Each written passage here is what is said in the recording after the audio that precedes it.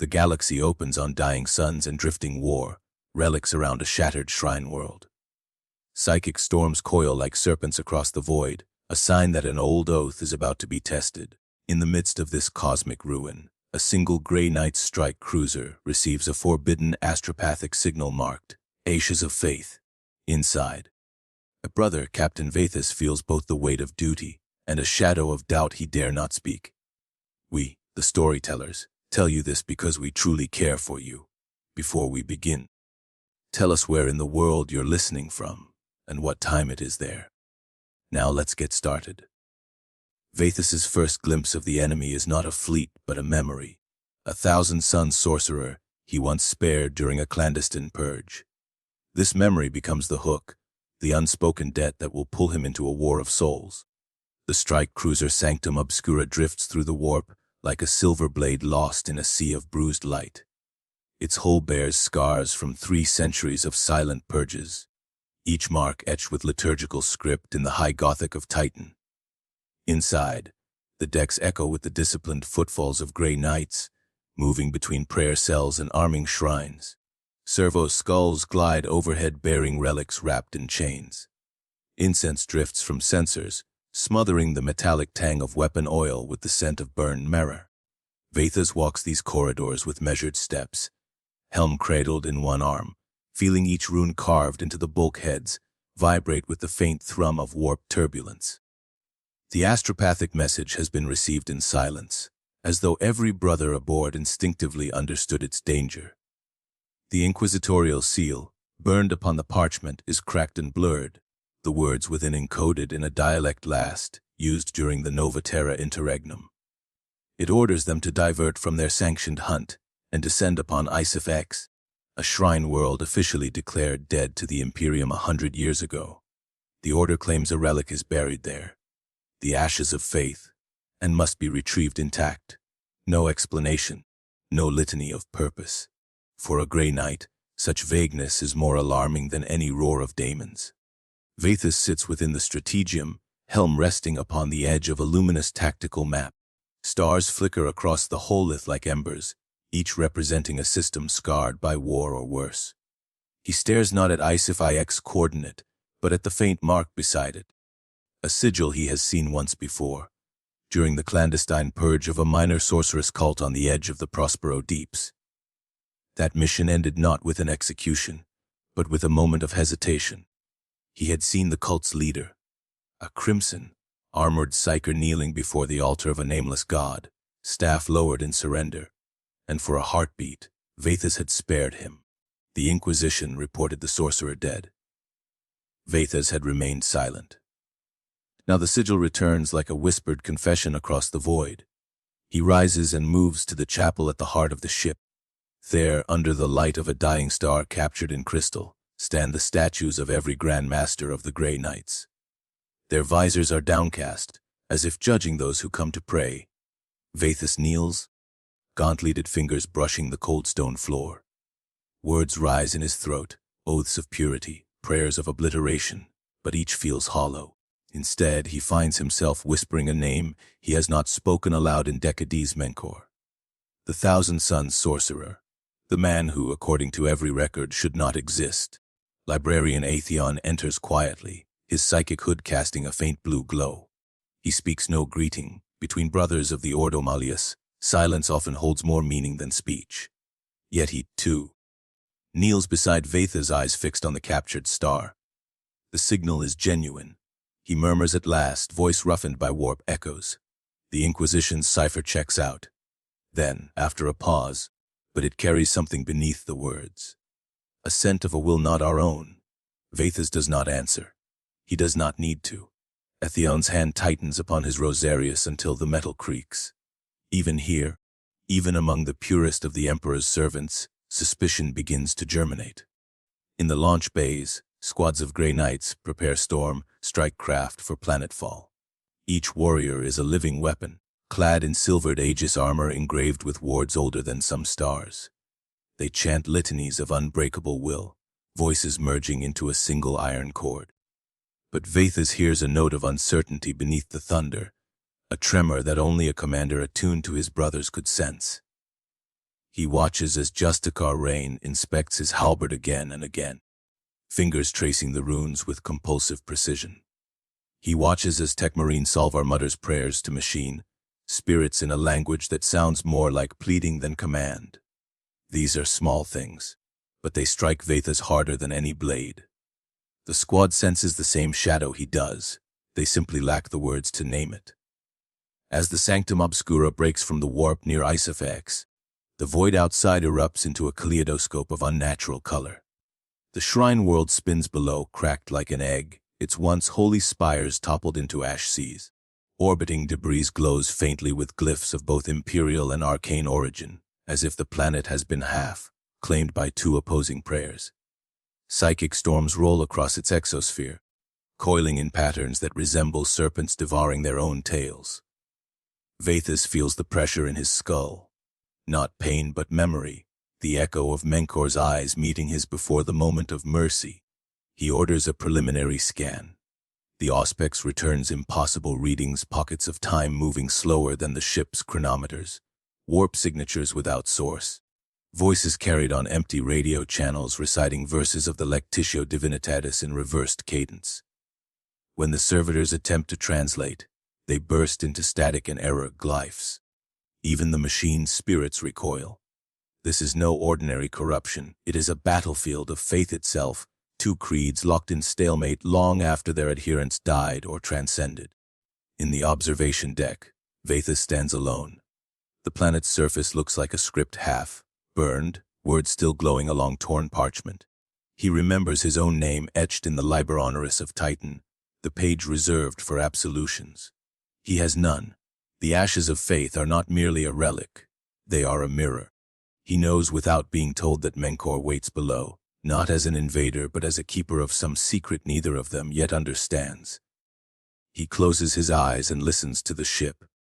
Deep within the hull, the psych wards tremble like strings plucked by an unseen hand. The reliquaries rattle in their chains. The storm outside drums against the Jeller fields. All of it forms a single unspoken question. Who truly holds the ashes of faith? The Grey Knights, the Thousand Suns, or something older still? Vathas lifts his helm and locks it into place. The visor seals with a hiss, cutting off the scent of incense and cold metal. His voice becomes the voice of command once more, iron and absolute. Prepare for descent. He orders over the Vox. By blade and soul, we will uncover the truth.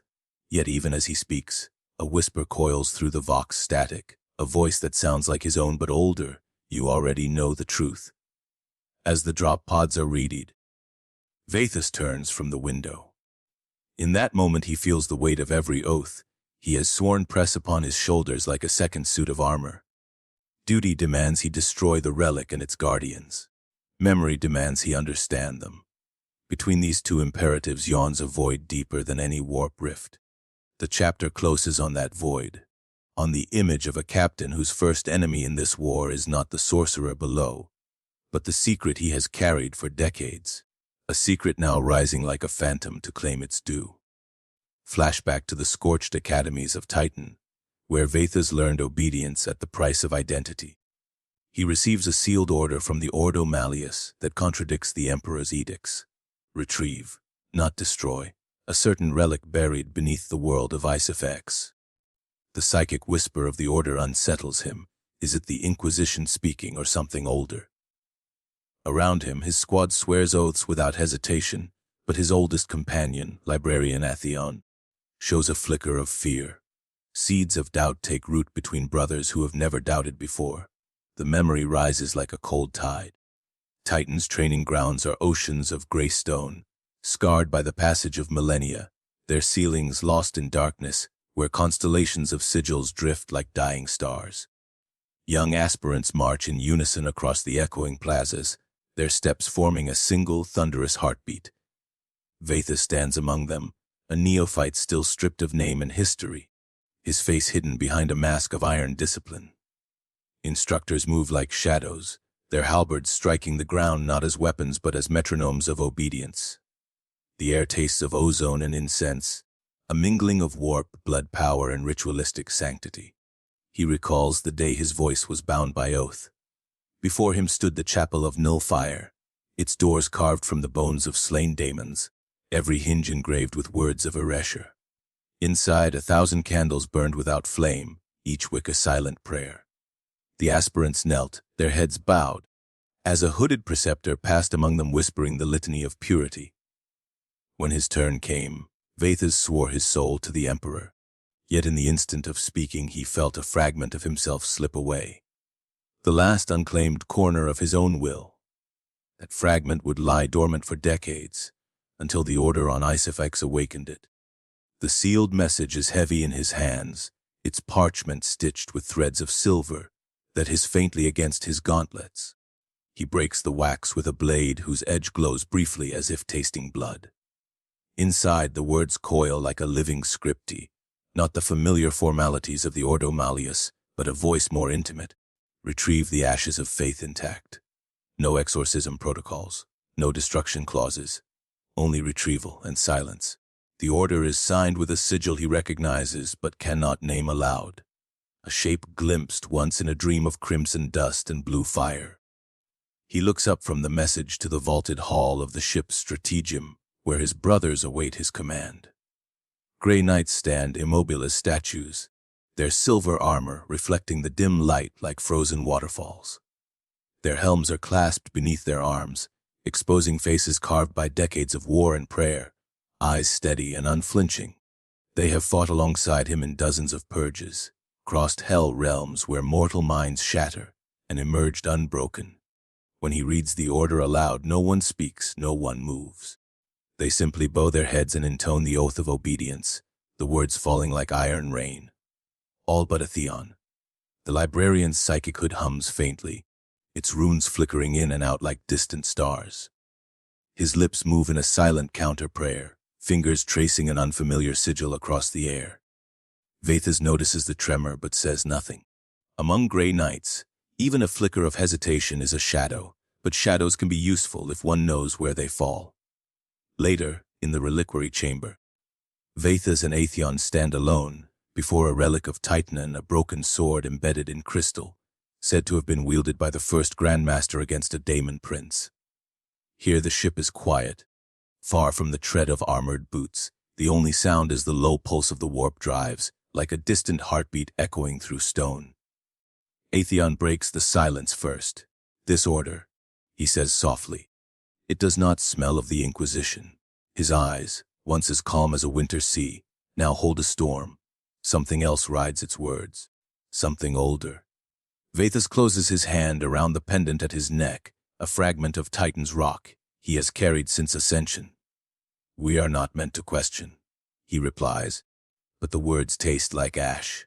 He remembers the chapel of Nullfire, the moment his own voice became property of the Emperor, and wonders if this is how heresy begins, not in rebellion but in a single unspoken doubt. Atheon's gaze does not waver. We have purged entire worlds for lesser signs of corruption, he says. Yet now we are asked to retrieve a relic without knowing why.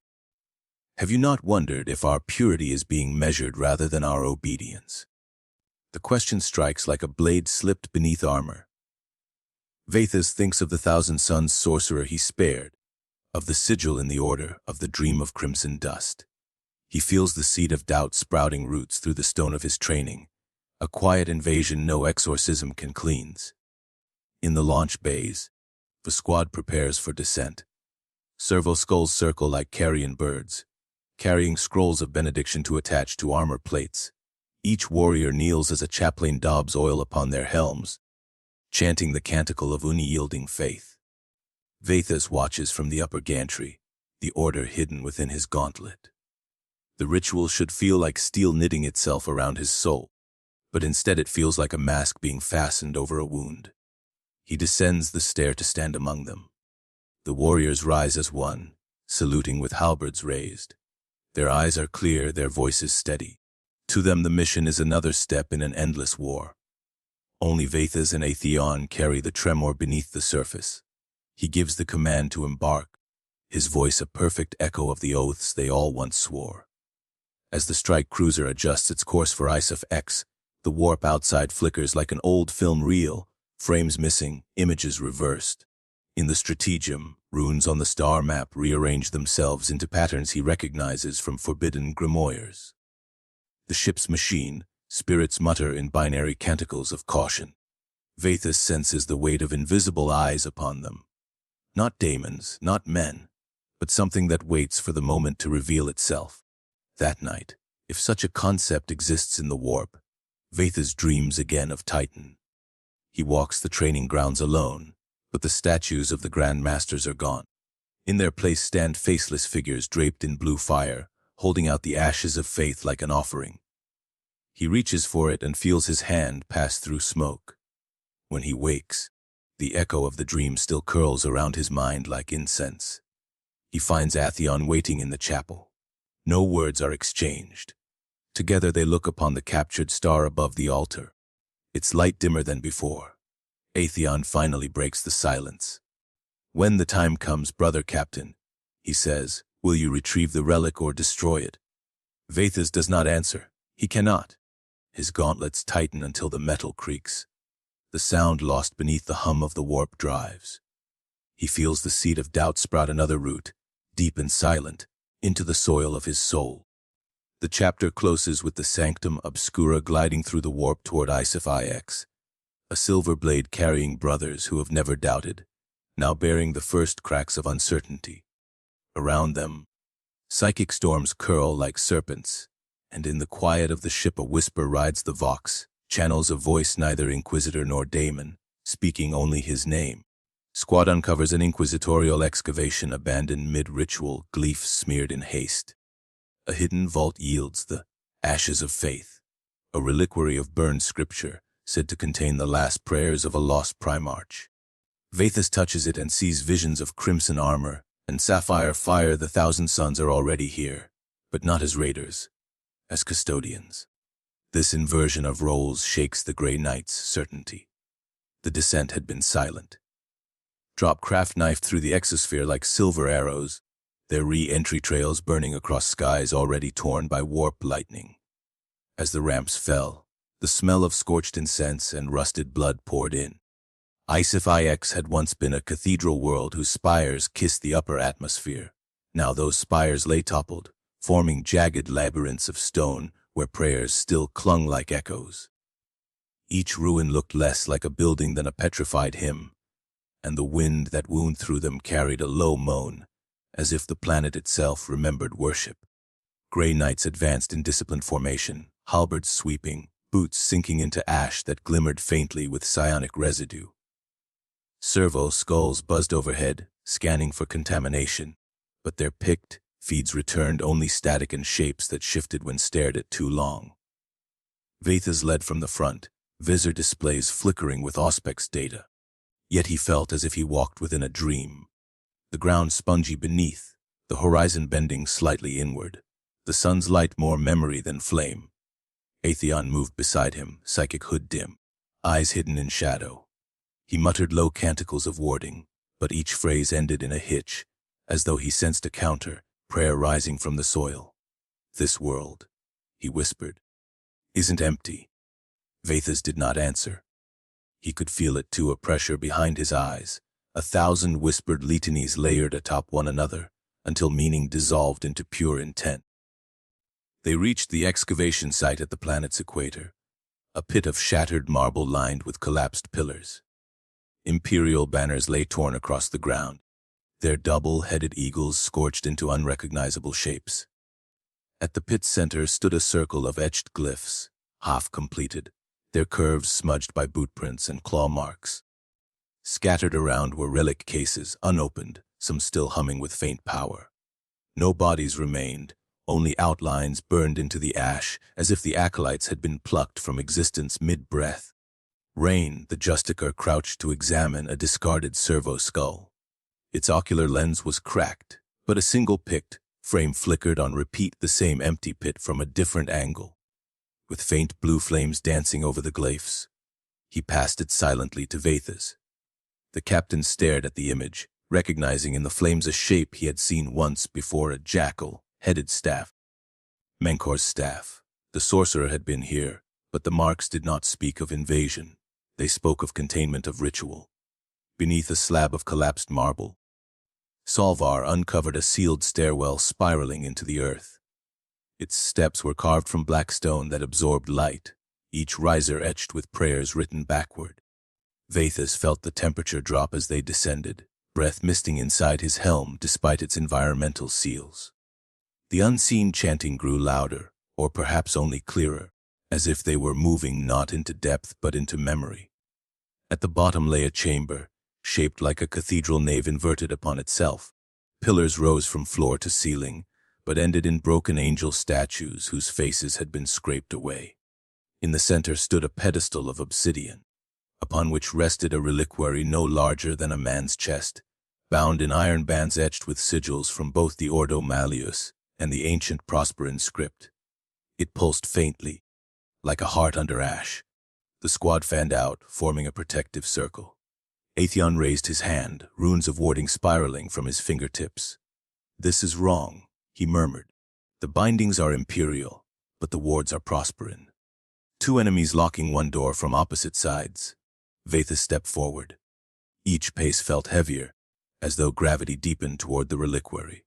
He extended a gauntleted hand, fingertips brushing the cold metal. At once the chamber vanished. He stood on a plain of crimson dust beneath a sky of sapphire fire. Towers of glass and gold rose and crumbled in the same instant, rebuilding themselves as if caught in a loop. Shapes moved at the edge of vision, warriors in crimson armor kneeling in a circle, their helms bowed, staffs planted in the earth. At the center of their ritual stood Menkor, eyes closed, hands raised not in defiance but in supplication. When he opened his eyes, they were not the burning coals of sorcery, but the pale blue of a man long dead. "You spared me once," the vision whispered without sound. "Now I spare you. Touch the ashes and you will see the truth." Vathas gasped as the vision dissolved, the chamber reassembling around him. His brothers watched with weapons raised, armor sigils flaring in reaction to the psychic surge. Atheon's eyes met his, the flicker of fear now a steady flame. "What did you see?" he demanded. "Custodians," Vathas said slowly. "Not raiders. They are guarding it." The words fell like stones into a still pool. Even the air seemed to recoil. Ren's jaw tightened. "Then they are heretics twice over, keeping what should be destroyed. Or we are." Atheon countered softly, "If we take what they protect." Vathas looked again at the reliquary. The iron bands trembled as though feeling their gaze. Within, the burned scripture shifted like embers in a hearth, forming shapes that dissolved before comprehension. He thought of Titan, of the oath that had cost him his name, of the sealed order that had commanded retrieval without reason. For the first time since Ascension, he felt the ground of certainty tilt beneath him. They prepared to lift the ashes. Solvar produced a stasis field generator, its coils unfolding like petals of black steel. As he activated it, a pulse of cold swept the chamber, and the unseen chanting stopped mid-verse. In the silence that followed, a distant horn sounded, not audible but felt, a vibration in the bones. "Contact above," Rain reported, vox harsh. "Warp signatures descending. Pattern matches the Thousand Suns." The squad snapped into battle readiness, forming a perimeter around the relic. Vathas raised his halberd, but his mind replayed the vision of Menkor kneeling in dust and fire. They were coming not to steal, but to shield. This inversion pressed against every instinct drilled into him. Atheon touched his shoulder, a rare gesture. "Captain," he said quietly, "if they are here to contain what the Inquisition wants released." He left the sentence unfinished, but the implication hung heavier than any weapon. Vathas ordered extraction, voice steady though his heart pounded.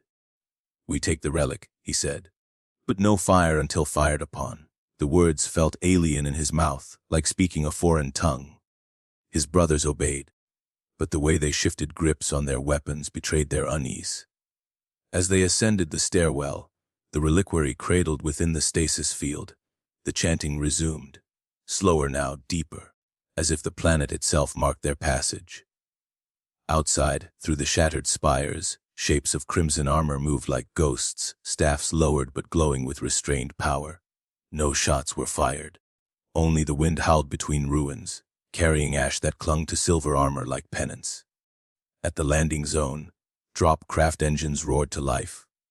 Vathas looked once more at the planet's horizon.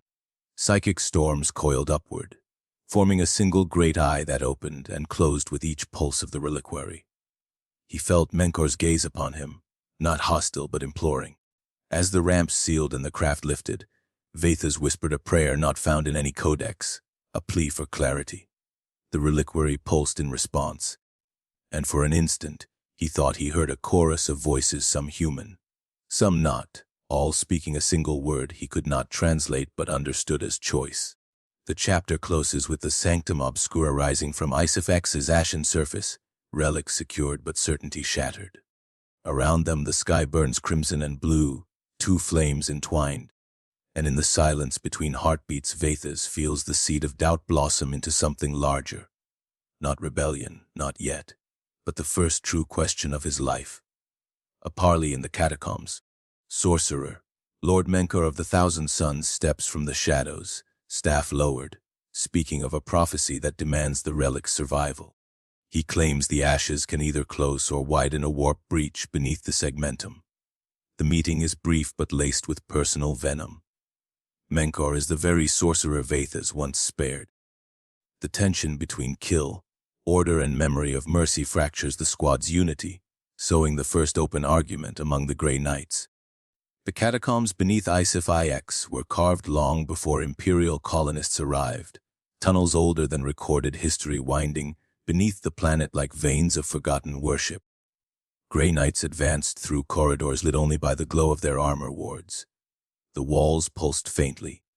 Stone shot through with threads of blue crystal that shimmered when touched by psychic presence. Their footsteps echoed not as metal on rock, but as muted heartbeats, as though the earth itself listened. Vathas led, halberd raised, the reliquary secured in a stasis field borne by Solvar. Behind him, Atheon whispered litanies under his breath, a rhythm of counter wards. Every few meters the squad passed shrines half collapsed, their statues headless, hands outstretched in gestures of entreaty. Ash lay thick upon everything, yet patterns of it shifted when no one moved, forming symbols that dissolved at a glance. It was a place where reality and memory interwove, where even Grey Knights felt the tug of unease. At the center of a cavern shaped like an inverted dome, the air grew warmer. Sigils of prospering origin glowed faintly on the floor, forming a circle whose outer edge was scorched but intact. Within that circle stood a figure clad in crimson and gold, helm held beneath one arm, staff planted gently at his side. Menkor, his presence pressed against their senses not like a blade but like a tide, vast and steady. His armor bore the scars of centuries but gleamed as though newly forged. The eye lenses of his helm were dark, but his uncovered face was pale and lined, eyes faintly blue with light rather than fire. Vathas signaled his brothers to hold. Weapons remained leveled but fingers tensed upon triggers. The memory of a moment long ago flashed through his mind. A dusty hall, a kneeling sorcerer, his own halberd paused mid-swing. He had thought that mercy a forgotten footnote. Now it returned as a living consequence. Menkar inclined his head slightly, a gesture not of supplication but of recognition. His voice, when he spoke, was low and resonant, carrying the weight of ritual. "Brother Captain Vathas, you spared me once. I return not as enemy but as warning. The ashes you carry are the fulcrum of a breach beneath this segmentum. Seal it, and countless souls are saved. Misuse it, and the breach widens until whole sectors drown in the warp." Rain barked a laugh devoid of mirth. "We require no counsel from a sorcerer whose very existence is blasphemy." His halberd's runes flared brighter, but he did not step forward. Menkar did not flinch. Blasphemy is a word the dying hurl at the living. I have seen empires rise and fall, Grey Knight. I have watched your purity weaponized until it became its own corruption. You were sent to retrieve, not destroy. Ask yourselves why. The words struck like a hammer on thin ice. The squad's formation wavered imperceptibly. Vathas felt the shift in their minds through the psychic bond. Doubt like hairline cracks in adamantine. He saw Solvar's gauntlets tighten on the stasis. Field Rhine's lips move in silent prayers that sounded more like curses. Even Athion's hood flickered, his aura fluttering as if a wind passed through him. Vathus stepped into the circle, halberd held but not raised. "Speak plainly," he said. "Why should we believe anything you say?" Menkor's eyes met his. For a heartbeat, Vathus glimpsed not sorcery but exhaustion, the weight of centuries borne in silence. "Because," Menkor said softly, "I have no wish to live forever." He tapped the staff once against the sigils. The blue crystal threads brightened, casting light over his lined face. "The ashes are not a weapon. They are a prayer. The last prayer of a primarch who foresaw his son's damnation. Only faith held in both hands can close the breach. Only a gray night and 1,000 sun together can end it." Rain lunged forward a step, voice like a blade. "This is trickery!" "He seeks to bind us in some prosper in sorcery." "Athion," Vathus said without looking back, "you're reading." The librarian's voice was thin, strained. "I sense truth and grief. No compulsion. Yet there is something else, like a chord not struck but waiting to sound. If we slay him now, we may never know its note." Rain turned on Athion. "You would counsel mercy again. You would trust this heretic over the Inquisition's command." Athion's hood flared blue. "I would counsel understanding before execution." The words ignited a storm. Brothers who had fought side by side for decades now glared at one another across the circle, halberds trembling slightly in armored fists. The psychic bond between them, usually seamless, frayed under the strain of conflicting oaths. In their minds flickered images: Titan's halls, the Emperor's throne, the endless war. Duty clashed with memory like blades. Menkor lowered his staff further, palm open. "I ask no allegiance," he said quietly. "Only a moment of truth.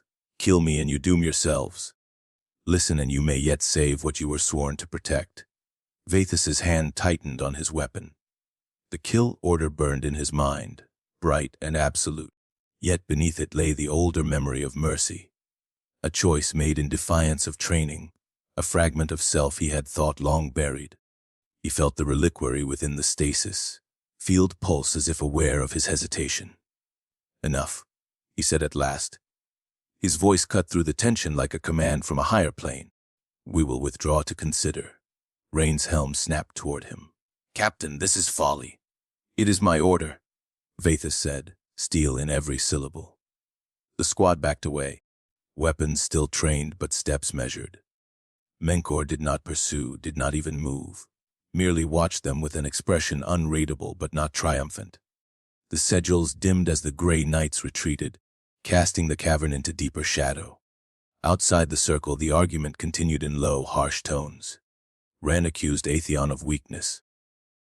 Salvar muttered that the Inquisition's will should never be doubted. Athion countered that blind obedience was not purity but death. The psychic link between them quivered like a fraying rope. Vathus walked at the center, silent, the weight of command pressing upon him heavier than any armor. As they reached the mouth of the tunnel, a tremor ran through the earth. Dust fell from the ceiling, glyphs along the walls flickering like dying embers. Somewhere deeper in the catacombs a horn sounded, not warlike but mournful, a note of warning or farewell. Vathus glanced back. Menkor still stood within the circle, staff lowered, face upturned as though listening to a voice no one else could hear. For an instant, through the haze of dust and blue light, Vathus saw not an enemy but a reflection, a man bound by orders yet reaching for something beyond them. He turned away and led his squad upward, the reliquary pulsing faintly in its field. Behind them the chanting of the catacombs resumed, louder now, echoing their steps with a rhythm like a heartbeat. The chapter closes with the gray knights emerging from the catacombs into the ashen light of Isif Ix, unity cracked for the first time. Between them lingers the echo of Menkor's words. Prophecy, breach prayer, and in Vathus's heart the memory of mercy swells, no longer dormant but alive, a seed whose roots are splitting the stone of his certainty. Back aboard the strike cruiser, Librarian Athion secretly consults the Codex Maleficarum, suspecting the Inquisition itself has been compromised. His psychic probe brushes something vast and patient hiding within the ashes. Meanwhile, Menkor's forces encircle the planet not for conquest but for containment. Each side now believes it is the last bulwark against a catastrophe, yet both are being manipulated by an unseen hand. This chapter slowly reveals the mirror, motives of both factions. The Sanctum Obscura rode the void like a wounded predator, prowling the shadowed orbit of Isofix. Its armor plating hummed with residual heat from atmospheric descent, its engines thrummed with restrained tension. And its chapel, bells rang without hands moving them. Inside its reliquary vault, the ashes of faith pulsed softly in their stasis field, as though beating in rhythm with the ship's own heart. None spoke of the relic, yet every warrior aboard felt its presence, a pressure at the edge of thought, like a whispered name one almost recognized. Atheon descended alone into the librarium, a chamber forbidden to all but sanctioned psychers. The air was thick with dust motes that shimmered faintly as though infused with psychic residue.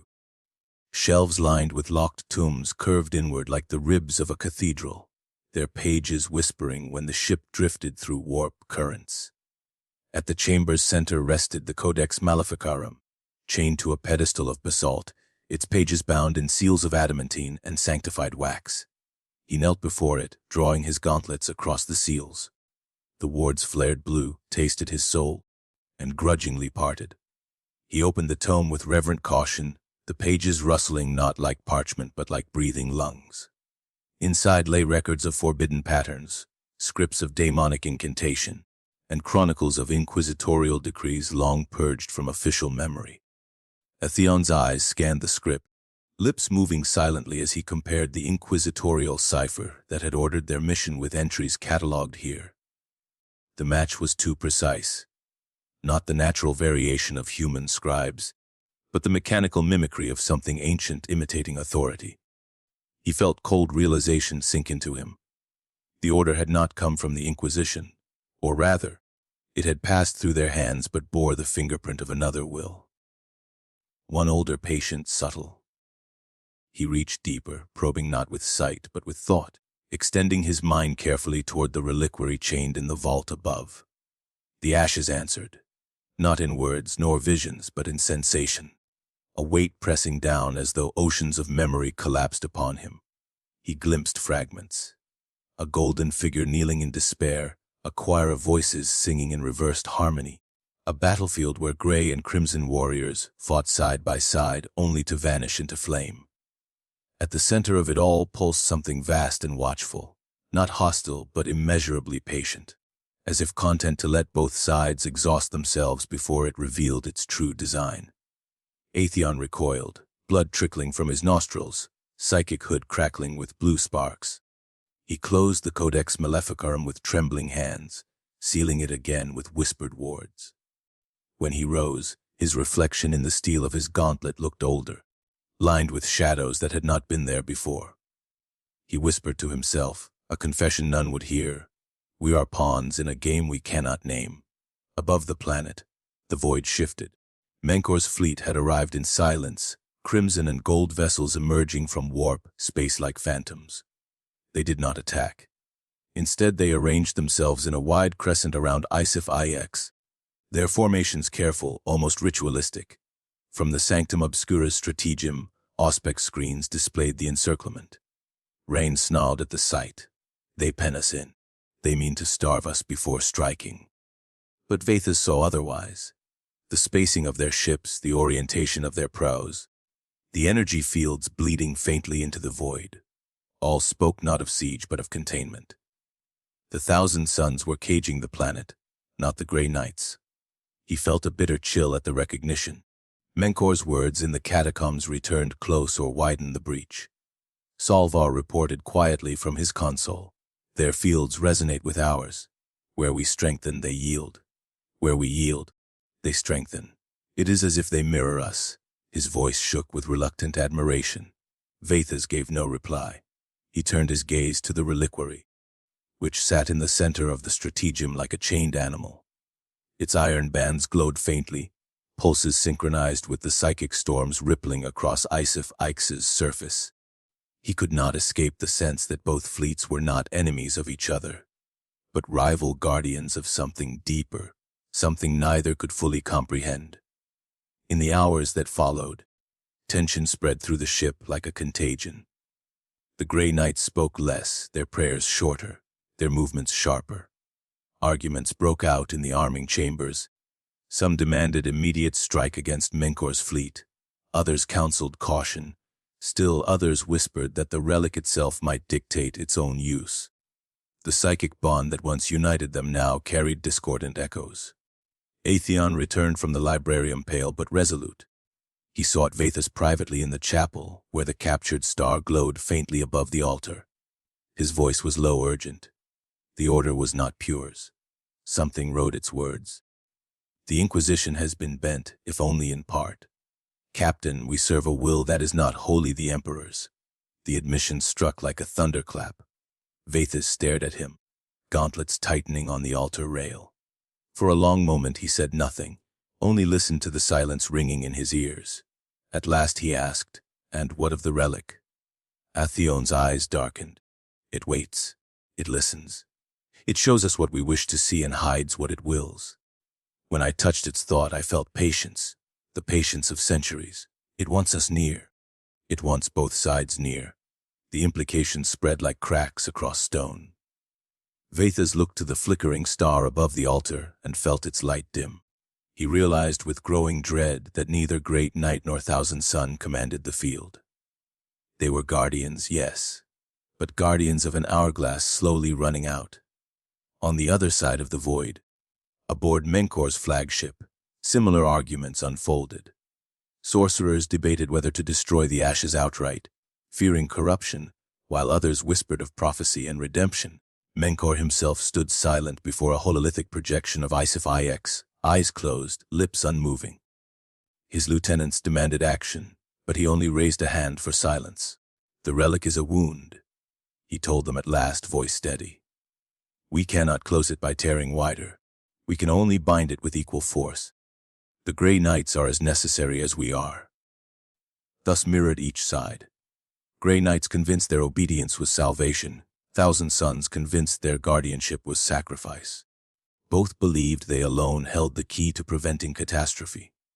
Neither realized they danced to a rhythm played by something greater. Back aboard the Sanctum Obscura, Vathus gathered his squad. He spoke with the gravity of command, but beneath his words lay the fissures of doubt. "We are encircled," he told them, "yet they do not strike. They wait as we wait.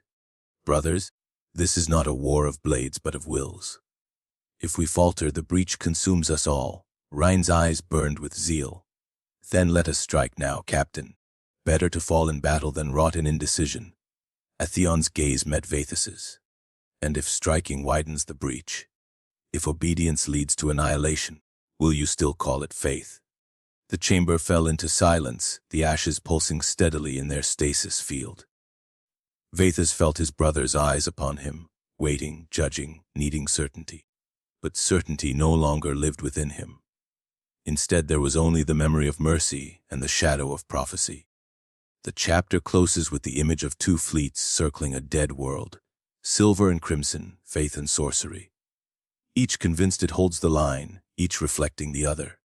And above them both, unseen, something vast and patient waits, its hand already upon the scales of fate.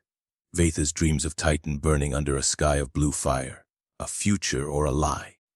He wakes to find one of his squad missing, a runic brand carved into the deck where the brother stood. Suspicion erupts, who among them has turned? Atheon confesses his doubts, but not his forbidden divination. The chapter ends with the Grey Knights preparing a strike on the Thousand Suns flagship, while secretly fearing each other more than the foe. The dream consumed him like fire. Titan's silver towers, monuments to eternity, crumbled in silence, their foundations dissolving into dust. Flames of impossible hue licked across the sky, not red, not gold, but deep sapphire, the shade of sorcerous fire. He stood upon the chapel of null fire, his oath carved into the stones, only to watch them melt like wax. His brothers knelt around him, armor sagging into slag, faces revealed as masks of ash. At their center rose Menkor, not as enemy but as executioner, lifting the ashes like a chalice. When the fire touched Vathus's skin, it did not burn, it branded. The sigil was one he knew but could not name, etched into his chest like destiny. He awoke with a gasp, helm clutched in his gauntlets, the taste of ash still in his throat. The chamber was dim, lit only by the slow pulse of warning runes. At first he thought the dream lingered, until he noticed the absence. One sleeping pod stood open, its restraints torn free. On the floor before it, burned into the deck, was a rune glowing faintly with warp light. It pulsed once, twice, then dimmed, leaving only a scorched brand. "Brother Talos," Vathas whispered. His voice did not carry, yet the name spread like a ripple through the psychic bond. Within moments, the others arrived, helms hastily donned, weapons half raised. Their eyes fell upon the rune, and silence swallowed the chamber. Grey Knights did not vanish. They did not break oaths. Yet one of their number was gone, leaving behind a mark that belonged not to Titan but to Prospero. Rain broke the silence first, his voice like a thunderbolt. "He is lost. The sorcerers have taken him. There is no other explanation." Atheon crouched by the rune, hood glowing faintly.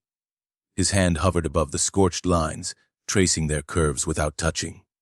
"Not taken," he murmured. This was a passage. He stepped willingly. His words struck like a blade into flesh. The chamber erupted. Voices clashed, some insisting on immediate pursuit, others demanding purge. Ryan accused Atheon of heresy for even suggesting willingness. Salvar muttered darkly that the Inquisition would brand them all compromised. Vathas felt the psychic bond strain, each brother's fear and suspicion leaking through like cracks in dammed stone. It was not the enemy that shook them, but the possibility that betrayal had taken root within their sacred brotherhood. "Enough," Vathas commanded. His voice cut through the noise, though inside he felt no clarity. He turned to Atheon. "Explain." The librarian's gaze met his, shadowed but steady. "The rune is a gate mark. Not a summoning, not a banishment. An invitation." Talos followed it. Whether compelled or convinced, I cannot say. But he was not dragged screaming. He chose. The word chose echoed in the chamber, heavier than any curse. For Grey Knights, choice was a concept sharpened to a single-edged obedience. To choose differently was to fracture the foundation of their order. Suspicion turned inward. Eyes met across visors, calculations made in silence. Who else might choose? Vathas convened them in the strategium. The reliquary pulsed faintly in its stasis field, casting warped shadows across the walls. Auspic's readings revealed the Thousand Suns fleet had drawn tighter around the planet, their flagship advancing to the fore. Menkor's vessel glowed faintly with warp fire, its hull traced in shifting glyphs. It loomed like a cathedral adrift in void, its shape simultaneously ancient and alive. "We strike the flagship," Vathas declared. His tone allowed no argument, yet beneath it lay desperation. An act of motion to counter the stillness that bred suspicion. "If Talos has gone to them, we retrieve him or end him. The relic cannot remain between us and them." Ryan nodded fiercely. "At last action. We purge the heretics, burn their lies from the void." His fervor was almost fevered, eyes gleaming too brightly. Atheon shifted, helm tilting. "And if Menkor speaks truth, if the breach waits for us both, will we be executioners of prophecy rather than saviors?" Rain rounded on him. "You defend him again." "Perhaps it is you who should stand trial for heresy." Weapons lowered but trembled in armored fists. Vathas felt the bond between them fray further, threads snapping one by one. He raised his halberd, slamming its haft against the deck. Sparks flared and silence fell. "We are brothers," he said. "We will not spill our own blood while the enemy waits. Any who raises a blade against kin will answer to me." The silence that followed was heavier than battle. They dispersed to prepare, but each step rang hollow. In the arming bays, prayers were spoken without conviction, oils applied with trembling hands. The machined spirits of their weapons keened faintly, as though sensing the discord in their wielders. In the chapel, Vathas stood alone before the captured star. Its light dimmed as if clouded, shadows stretching long across the altar. He remembered Talos' steady voice in countless battles, the brother who had once lifted him from the ruins of a daemon world. Now gone, perhaps willingly, into the hands of sorcery. Doubt gnawed at him. Had mercy birthed this fracture? Had sparing Menkor all those years ago opened a door none of them could now close? Atheon entered quietly, his presence a whisper rather than a step. He removed his hood, revealing eyes hollowed by sleeplessness. "Captain," he said softly, "I must confess my weakness. I have seen fragments. Not full visions, not sanctioned. I sought guidance in forbidden ways. The ashes showed me Titan burning, as you dreamed.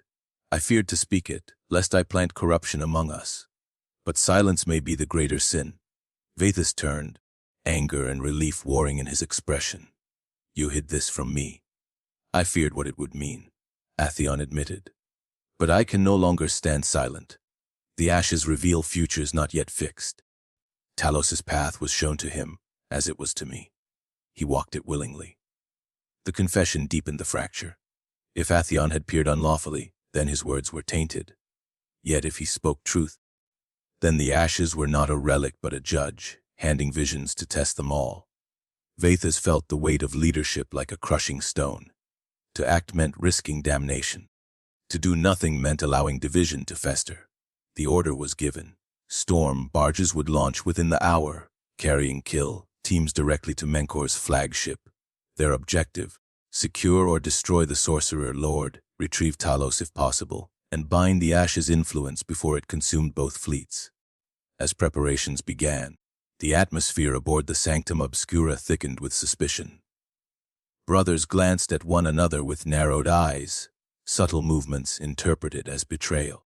The psychic bond that once carried unity now hissed with static, each mind half closed against intrusion. In corridors where once hymns echoed, only silence reigned, broken by the scrape of armor and the hiss of pressurized seals. Vathus walked among them, helm under his arm, projecting command he did not feel. He sensed their fear of the foe was less than their fear of each other. In their eyes he saw the reflection of his own doubt, a mirror of suspicion polished by prophecy. Atheon lingered at his side, voice barely above a whisper.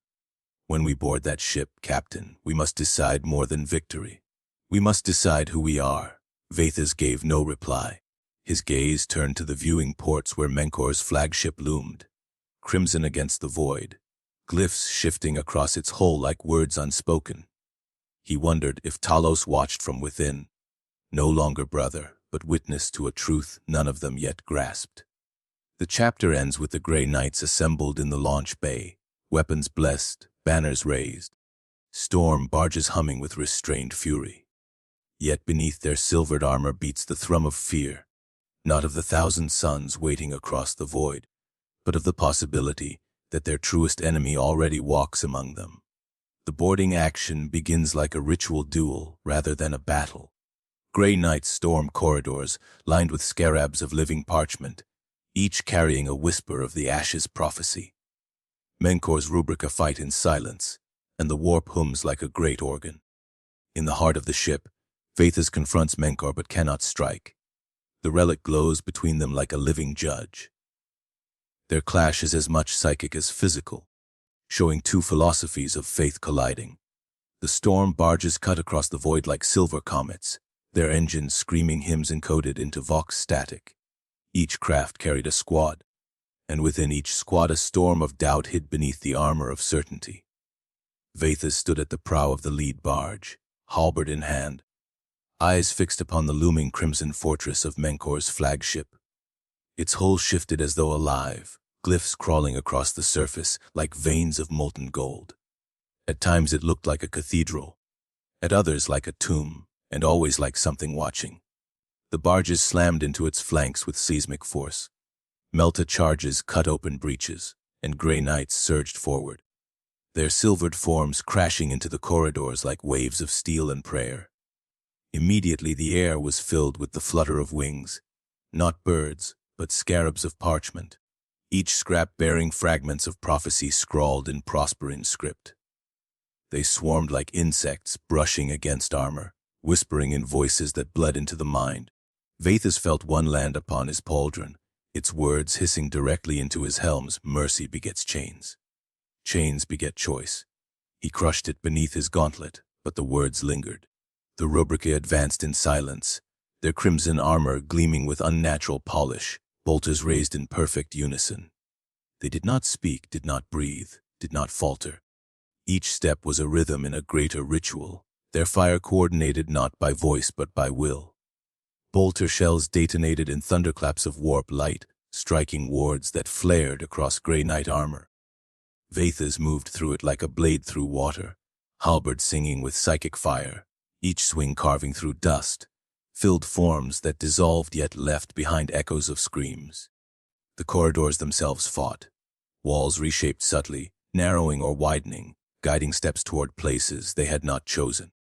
Floors pulsed with light beneath inscriptions that shifted too quickly to read. It felt less like an enemy vessel than a living scripture, one intent on testing intruders as much as destroying them. For every meter gained, 3 were lost, and for every foe slain, another rose without voice or vengeance. Rain fought at Vathas's side, zeal burning brighter than discipline. He carved through rubrica with fury, his halberd wreathed in light, shouting litanies of wrath. Yet his words cracked, syllables twisted by interference, as if the warp itself bent his oaths. Atheon followed close, psychic hood blazing, counter wards spilling from his lips in a desperate cadence. His aura shielded them from collapse, but the strain etched deeper lines into his face, each moment sapping years from his spirit. Deeper into the ship they pushed, storming through galleries where statues of winged figures wept molten gold. Scarabs fled before them, gathering in great swarms that formed shapes in the air. Eyes, circles, spirals that burned into memory. Each whisper added to the weight on their souls, until even the most disciplined faltered in stride. Vathas realized with grim certainty that they were not meant to conquer this ship. They were meant to be reshaped by it. At last they reached the central nave. It stretched impossibly wide, a cathedral within a warship, pillars soaring into darkness, banners of crimson and gold hanging like shrouds. At its center rose an altar of obsidian upon which rested a duplicate of the reliquary, or perhaps the true one, or perhaps only a reflection. It glowed faintly, pulsing in time with the ashes aboard the Sanctum Obscura, the 2 relics answering one another across the void. There Menkar awaited. He stood tall, staff lowered, helm cradled beneath one arm. His face was as Vathas remembered, pale, lined, and tired, yet alight with a will that refused to die. Around him knelt Rubrica in a perfect circle, motionless, their forms less guardians than walls of faith. The silence was absolute, broken only by the low hum of the warp, resonant like an organ chord stretching through eternity. Vathas stepped forward, halberd raised, squad fanning out behind him. His voice rang across the nave. "This ends now. Relinquish the relic or be purged." Menkar's lips curved faintly, not in mockery but in sorrow. "You mistake me again, brother captain. I do not hold it. It holds us both." He gestured to the reliquary. "It calls you as it calls me. Will you deny its voice and call that faith?" Rain growled, stepping forward, but Vathas raised a gauntlet to halt him. He felt the relic's pulse radiating outward, tugging at his thoughts. It was not an object, it was a verdict. Menkar's staff lifted slightly, runes along its length flaring. "Strike if you must. I will not resist. But know this, the ashes are prophecy, not prize. They choose their judge. Will you kill the only mirror you have?" Vathas surged forward, halberd sweeping. The clash was not of metal but of will. Sparks of psychic energy exploded as blade met staff, the shockwave rippling across the nave, toppling banners and shattering statues. Rubrica and Grey Knight staggered but did not intervene. This was not their battle. It was duel, trial, and sermon entwined. The fight unfolded in silence but thundered in their minds.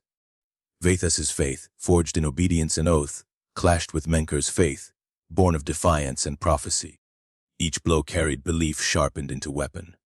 When Vathas struck, he felt the weight of Titan, the Emperor's gaze, the burden of purity. When Menkar parried, he felt the echo of Prospero, the tragedy of exile, the defiance of survival. Sparks became visions, Titan burning, Prospero in ruins, the breach widening until stars themselves wept fire. Atheon cried out, staggering under the psychic backlash. His wards faltered and the squad reeled. Rain roared, nearly charging, but Vathas shouted him back. "No! This is between us." His voice was his own and not his own, doubled by the relic's echo. The reliquary pulsed brighter, hovering slightly above the altar. Its light cut across both combatants, illuminating their faces as if weighing them. In its glow, Vathas saw not an enemy, but a man bound by chains different yet familiar. He hesitated, blade poised at Menkor's throat. The memory of mercy returned, heavy as any strike. Menkor met his eyes. "You know," he said softly, "that we are two verses of the same prayer." Vathas's grip faltered. His brothers shouted through the psychic bond, some urging the killing blow, others silent in dread. The reliquary flared once more, light filling the nave until sight dissolved into brilliance. When it dimmed, both warriors still stood, weapons locked but not bloodied. The fight had ended without end. Neither victor, neither vanquished. Only the relic remained, pulsing like a living judge, its verdict unreadable. The chapter closes with Grey Knights and Rubrica circling one another warily, blades lowered but not sheathed, the warp humming ever louder. Two philosophies of faith had collided, neither breaking, both wounded. And above them all, the ashes glowed brighter, as though amused at the futility of judgment. Flashback intercut. Menkor as a mortal scholar of Prospero, Vathas as a neophyte on Titan. Both shaped by empires that demanded obedience, both punished for mercy. The battle stalls as their memories bleed into one another through the relic's psychic field. The squad's chaplain begins a forbidden litany to break the link, but each word cracks reality a little more. A new question rises. Are they fighting each other or a memory weapon seated in the ashes? The nave trembled under the strain of unspoken forces. Grey Knights and Rubrica faced one another, weapons poised but unmoving, as though the air itself held them in suspension. At the center stood Vathas and Menkor, halberd locked against staff, their eyes locked not in rage but in recognition. The reliquary hovered above the obsidian altar, its glow deepening, radiating tendrils of psychic light that coiled around both men. With each pulse, visions bled through them, memories not wholly their own. Vathas blinked and found himself no longer aboard the flagship, but standing on the cracked stones of Titan's training grounds. He was young again, his armor absent, his body bare and scarred by the disciplines of ascension.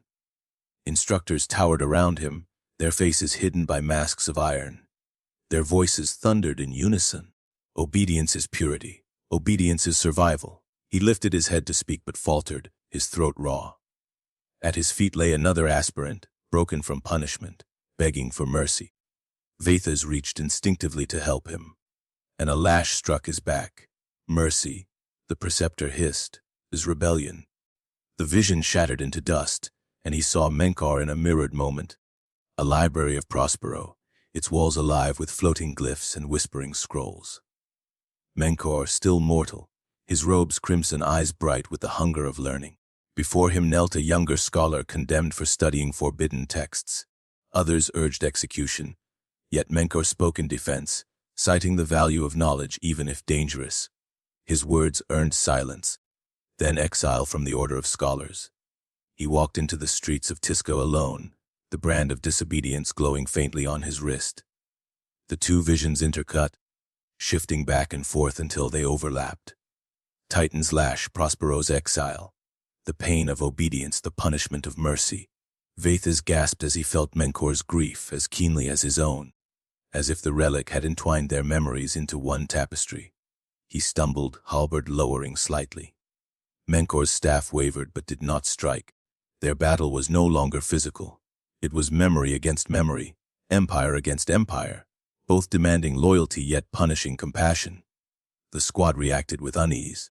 Rain shouted across the psychic link, urging Vathas to strike. Salvar muttered litanies of steel, trying to drown out the visions pressing against their bond. Atheon, eyes wide, whispered, "It's the ashes. They're feeding us both. We're not just fighting him. We're fighting what the relic remembers." Then the chaplain stepped forward. His crozius glowed faintly, its head carved into a screaming angel. He began a litany forbidden even among Grey Knights, a chant meant to sever psychic bindings at any cost. each word cracked through the nave like a hammer blow. The first syllable splintered a pillar, showering the floor in molten fragments. The second tore banners from the ceiling, flames erupting in their wake. With each phrase, reality buckled, walls rippling as though the ship itself bled. Vathus screamed for him to stop, but the litany surged louder. His brothers joined in reflexively, their voices layering, but the effect worsened. The reliquary flared brighter, its light bending into shapes that resembled wings and eyes. The psychic link between Grey Knights fractured further, thoughts overlapping with alien echoes. Menkar staggered as well, his rubrica twitching as dust swirled from their armor. The duel dissolved into chaos not of swords but of collapsing reality. Vathus fell to his knees, vision splitting. One moment he was back on Titan, lash biting into his back. The next he stood in Titska, watching flames devour towers while Menkar wept. Then again he saw the nave, fractured into shards of glass.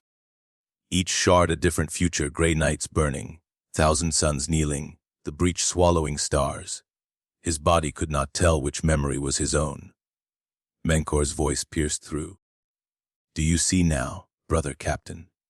We are not foes but reflections. The ashes test us both, and it will not release us until one truth is chosen. Vathus struggled to rise, halberd dragging sparks across the warped floor. His brothers shouted in the bond, some cursing, others pleading. The chaplain's voice cracked mid-verse, his crozius shattering in his hands, shards dissolving into nothingness.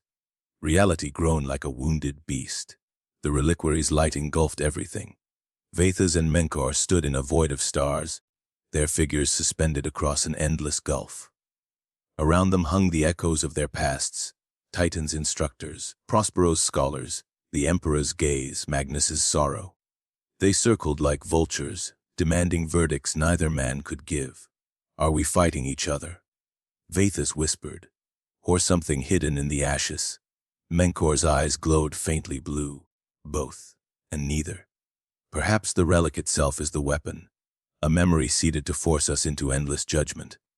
His staff lowered, not in surrender but in wariness. What if its purpose is not to close the breach, but to make one here between us? The question lodged deep in Vathus's mind. If so, then every blow struck, every word spoken. Every suspicion sown among his brothers was not war but manipulation. They were not soldiers. They were subjects of an experiment written in ash and faith. The vision fractured again, dropping them back into the nave. The floor was cracked, the pillars bowed, rubrica frozen in strange stances as if their dust forms had half dissolved. Grey Knights stood panting, armor scorched, eyes wide with disbelief. The chaplain lay broken against a wall, his mouth still moving but no sound emerging, throat scorched from the forbidden litany. The reliquary hovered higher now, light brighter than before, as if feeding on the conflict. Each pulse shook the chamber, threatening to tear it apart. Vathus raised his halberd but did not advance. His brothers waited, some muttering prayers, others glaring at Menkar with raw hatred. Yet all looked to their captain for decision. He felt the weight of their expectation, of the Emperor's command, of Titan's lash. But over it all he heard the softer voice of memory, the echo of his own mercy long ago. The ashes whispered again in a chorus of unseen tongues, choice, choice, choice. The chapter closes with Vathus standing at the center of the fractured nave, halberd trembling, Menkar watching in silence, the ashes burning brighter than a star. The question hangs unspoken in every heart, are they warriors, or are they prisoners of a memory weapon that has already chosen its game?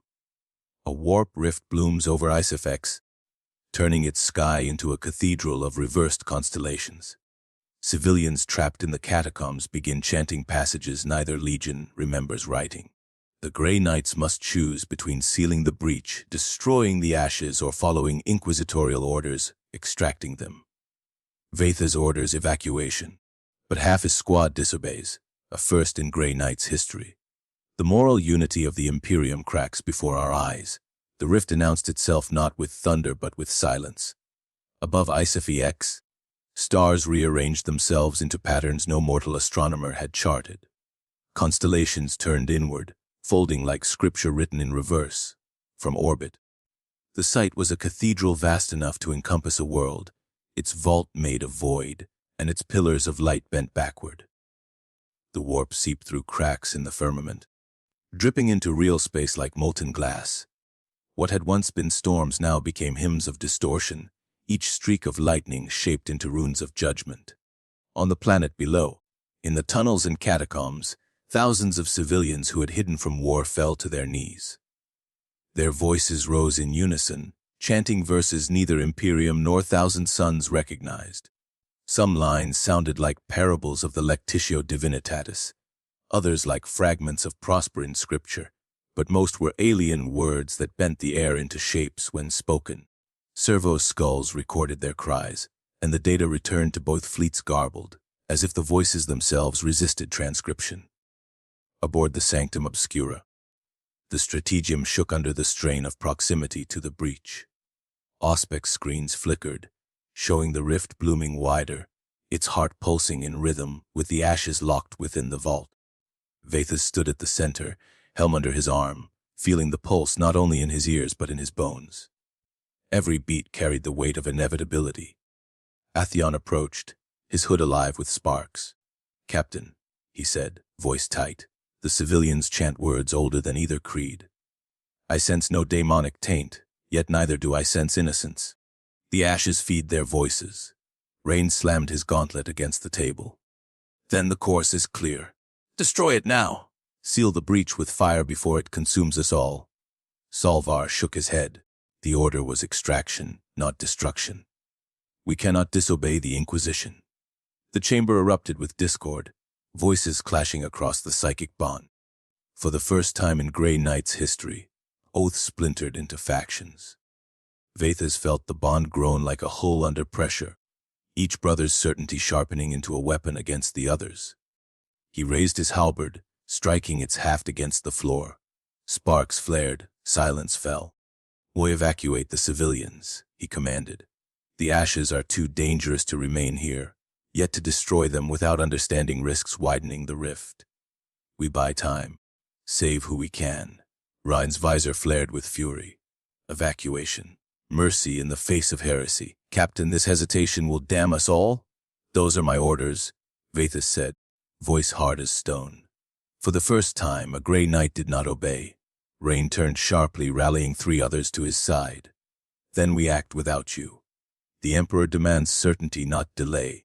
I will see the ashes destroyed." The chamber froze. Never in all the long centuries had brothers broken command.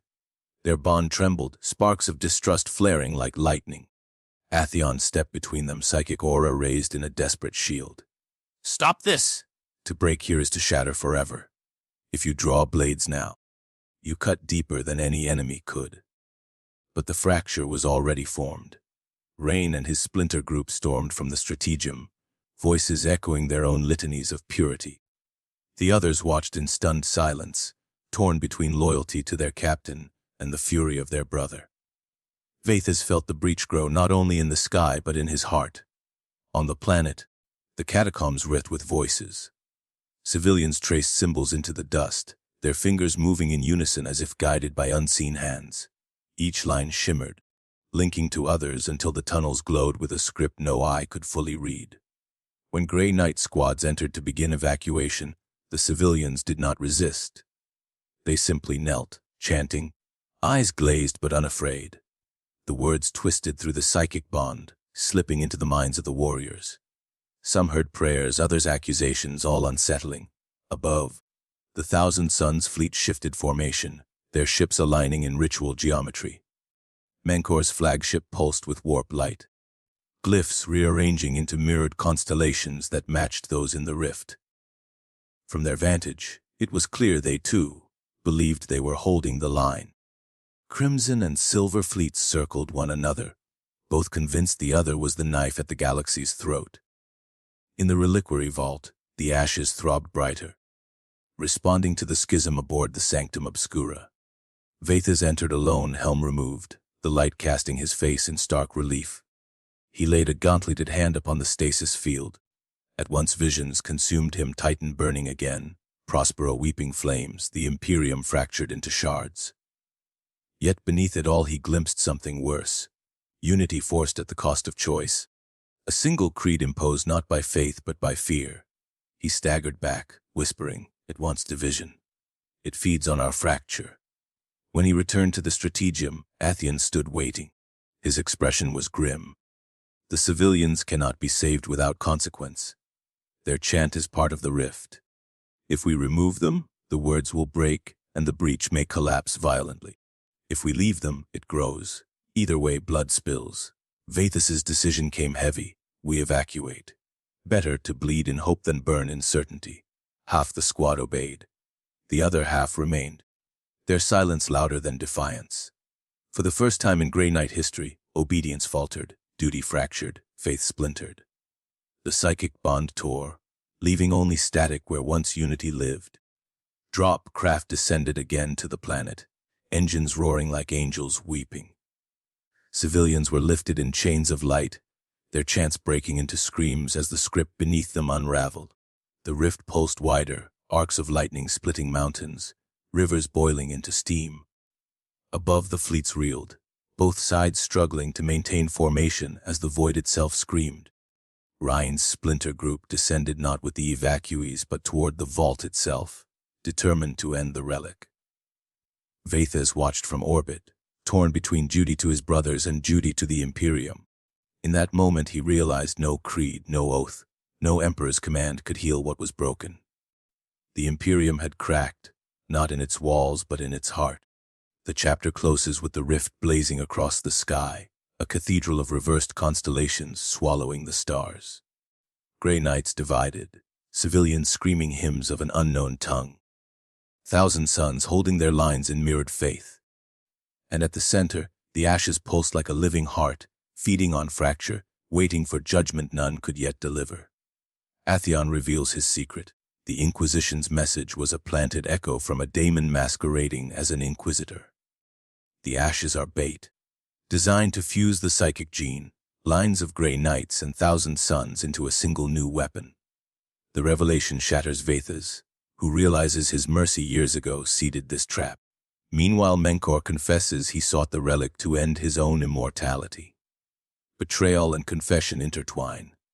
The revelation came not in battle but in the stillness after. The Grey Knights who had followed Vathus gathered in the strategium, the void outside trembling with the pulse of the breach. Their armor bore scars from both warp, lightning, and their brother's defiance.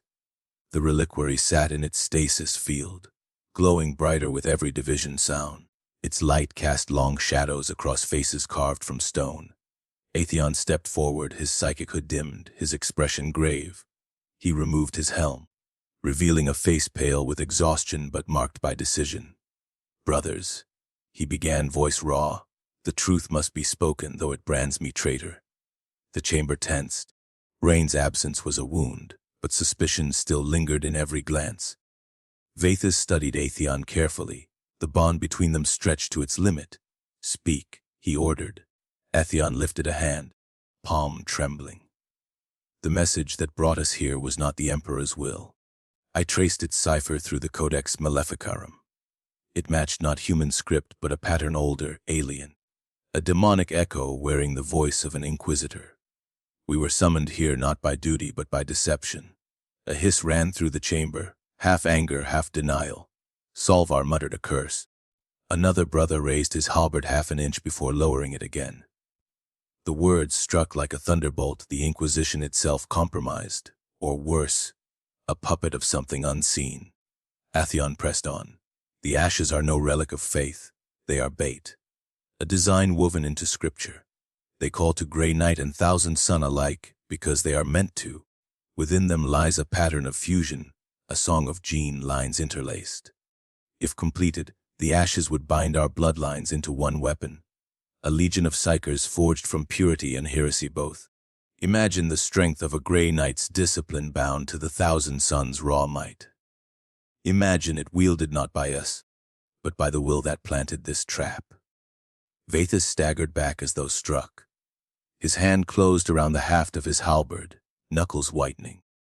His mind reeled not at the revelation itself, but at the memory it awakened, Menkor kneeling years ago, his own mercy staying the killing blow. Had that single act opened the door? Had the daemon planned even then, seeding the future with his hesitation? The mercy he had once thought noble now tasted like poison. His brothers' voices clamored across the bond. Some shouted denial, others demanded the ashes destroyed immediately, others still whispered that Atheon himself might be the true deceiver. The chamber nearly dissolved into chaos. Then another voice entered, carried not by vox but by presence. Menkor's fleet broadcast a request for parley. Against all instinct, Vathas allowed the channel opened. The sorcerer, Lord's face appeared in flickering holo, lined, wary, yet unflinching. "I know what the ashes are," Menkor said, his tone not triumphant but resigned. "They were not made for salvation. They were made to chain. To chain me, to chain you, to chain every soul with a gift for sight. When Prospero burned, I thought immortality was a curse of exile. Now I see it was part of the design. I sought the relic not to wield it, but to end my endless breath." Vathas felt the chamber freeze. Immortality, the curse every sorcerer longed for and every Grey Knight feared. To hear Menkor confess it as torment shook even the most hardened. The sorcerer's eyes met Vathas's across the gulf of projection. "You spared me once, brother captain. Did you think mercy free of cost? Every year since, I have sought death and found only survival. The ashes whisper that fusion ends me. I came not to fight you, but to join you in ending this design. If you will not, then I will burn in the breach and let eternity collapse upon me." Confession met confession. Atheon bowed his head, his guilt raw. Menkor raised his staff, its runes glowing faintly with sorrow. Between them stood Vathas, crushed beneath the weight of choice. His own mercy had birthed the trap. The daemon's design required both bloodlines. If he struck Menkor down, he might doom the galaxy to the weapon's rise. If he spared him again, he risked binding himself to the very heresy he swore to destroy. The squad's chaplain, still hoarse from the forbidden litany, rasped a single word: blasphemy. His voice shook with fury. "We cannot ally with this sorcerer. Better to burn entire sectors than stain our blood with his." Atheon countered, voice steady despite his shame. "If we destroy him without understanding, we play into the daemon's hand. The ashes want fracture, not unity. We must discern whether mercy is still ours to wield, or whether it has been stolen." The arguments swelled, a storm of voices, each conviction tearing at the seams of their unity. Vathas listened but heard only his heartbeat, steady, heavy, each thud a reminder of chains unseen. He spoke at last, voice low but carrying across the chamber. "I am guilty. Years ago I chose mercy, and that mercy has grown into this snare. I thought it compassion. Perhaps it was vanity. Perhaps it was weakness. But it is mine, and I will not flee it. If this is my debt, I will pay it." The silence after was absolute. Even the reliquary seemed to dim, waiting. On the holo, Menkor inclined his head, eyes closing briefly as if in prayer. "Then we are bound, you and I, not by daemon's will, but by choice. Perhaps that is enough to unmake the trap." The chapter closes with Vathas standing between his fractured brothers and his ancient enemy, both confessions heavy in the air. The reliquary pulses brighter, sensing betrayal and truth entwined, feeding on both. And beyond the breach unseen, the daemon that planted the echo waits patiently, certain that whatever choice is made, its design will be served. The two leaders agree to an unholy alliance, combine their powers to banish the daemon or die trying. Their warriors, indoctrinated to kill on sight, now fight shoulder to shoulder in silent disgust. Symbolic imagery dominates silver and crimson armor intermingled, chanting in two languages of faith. Yet a hidden splinter group of Grey Knights plots to kill Menkor mid-ritual, believing this is another trick. The decision was not sealed in ink, but in silence. In the shattered nave of Menkor's flagship, Vathas lowered his halberd, and Menkor bowed his head. Words unspoken became the oath neither side wished to name. They would stand together. The reliquary pulsed as though amused, light spilling across the floor in spirals of silver and blue. Around them, Grey Knights and Rubrica faced one another with weapons poised but not raised, their centuries of hatred trembling in that fragile pause. "Form the circle," Vathas commanded, his voice harsh. His brothers obeyed, though some hesitated, their eyes narrowing as they moved beside sorceress armor. The Rubrica stepped into formation without hesitation, their silence deeper than obedience. Atheon positioned himself opposite Menkor, his psychic hood already glowing as he prepared the wards. The nave filled with chanting. From Grey Knights came the litanies of Titan, iron syllables carved into memory since Ascension. From the Thousand Suns came verses of Prospero, syllables sharp, flowing like water and flame entwined. Together they clashed and harmonized, forming a cadence that shook the walls. The sound was not song but war itself reshaped into prayer. Silver and crimson armor touched shoulder to shoulder, blades lowered but ready, eyes burning with disgust at their proximity. The ritual began. Vathas and Menkor raised their weapons, halberd and staff crossing in the reliquary's light. Psychic energy surged, threads of faith and defiance weaving into one cord. The floor cracked beneath them as the breach pulsed wider, its tendrils clawing into the ship. Sparks of unreality rained from the ceiling, each drop a fragment of another world.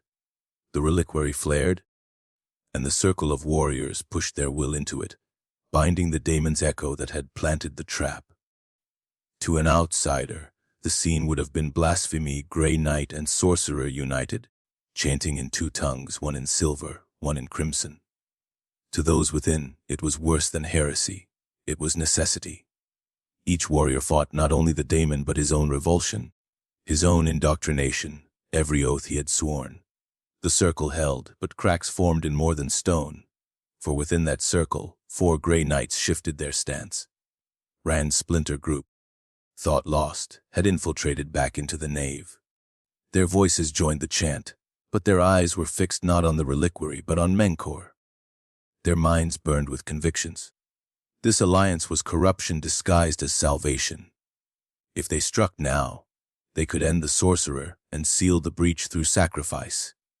They waited for the moment when Vathas's guard faltered, when the tide of power reached its height. The reliquary responded to the ritual, its glow brightening into a miniature sun. Visions poured forth, flooding the minds of all present. Grey Knight saw Titan burning, its towers toppling into blue fire. Thousand Suns saw Prospero reborn, its libraries whole, only to crumble again. Between these visions lay the image of a legion forged from both silver and crimson fused. A host of psychers unstoppable, but their will not their own. The daemon's design hung before them, temptation and terror entwined. Atheon staggered under the weight of the visions, blood streaking his face. "Hold fast!" he shouted, his voice cracking. "This is not our destiny. It is our test!" His psychic wards flared brighter, pushing back the tide, but the strain hollowed him. Menkor leaned into the chant, his voice resonant. "Not destiny, but chain. We cut it here, or we bind forever." His staff glowed with sapphire fire, merging with the silver light of Vathas's halberd.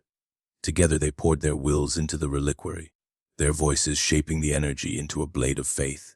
The daemon stirred, the breach roared, spilling shadows shaped like angels inverted, wings twisted into claws. The air filled with a scream that was not sound but hunger. The circle held, the chant rising silver and crimson blending. The reliquary trembled, caught between shattering and birthing. That was when Rain moved. With a roar across the psychic bond, he and his hidden brothers broke formation, charging through the circle. Their halberds blazed with fury, aimed not at the breach but at Menkor's heart. "Better dead than bound," Rain cried, his voice filled with zealotry. Time fractured. Vathas felt the betrayal before his eyes caught it, his bond with Rain flickering into static. He lunged to intercept, halberd sweeping, but the surge of power from the reliquary slowed his limbs. Menkor turned, eyes widening, staff half raised in defense. The circle faltered as warriors hesitated.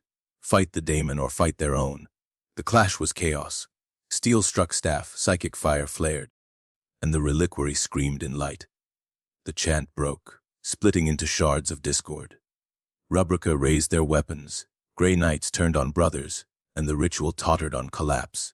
The daemon pressed harder, sensing fracture, pushing shadows deeper into the nave. Vathas roared, his voice amplified by the relic itself. Hold the circle. His halberd clashed with Rhine's, sparks of silver and crimson exploding. Their eyes locked, and Vathas saw not heresy but desperation. A brother convinced salvation lay only in blood. The reliquary pulsed again, feeding on division. Every blow struck between allies strengthened its glow. Every moment of unity dimmed it. The truth became clear in that chaos. The ashes were not weapon or prophecy alone. They were mirror, feeding on the state of those around them. Unity starved it. Fracture nourished it. The battle hung in balance. Menkor braced himself against the assassins, staff glowing with a light that was no longer purely prosperine, but tinged with silver. Atheon poured his will into a final ward, shielding the circle even as his body convulsed. Vathas struck Rhain again and again, torn between killing his brother and saving him. The breach widened overhead, constellations unraveling into a void of fire.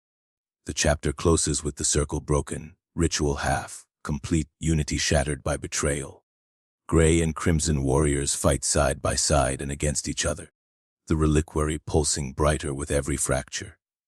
And in that pulsing light stands Vathas, halberd raised, torn between loyalty to brothers, the word of an enemy, and the voice of a relic that feeds on their every choice. The banishment ritual begins under a sky raining molten scripture. Each verse chanted burns a name from the Imperium's records, memory itself as a weapon. The splinter group strikes, assassinating Menkor's second, in command triggering psychic backlash. The warp rift yawns wider, ghosts of dead Primarchs howl through. Vathas must choose execute his mutinous brothers, or complete the ritual with blood he never wished to spill. The sky above Isif Ix split like parchment set aflame. Rivers of molten scripture poured down, each glowing line a verse spoken aloud by the ritual circle aboard Menkor's flagship. Every syllable uttered scorched itself into reality, erasing one memory, one name, from the annals of the Imperium.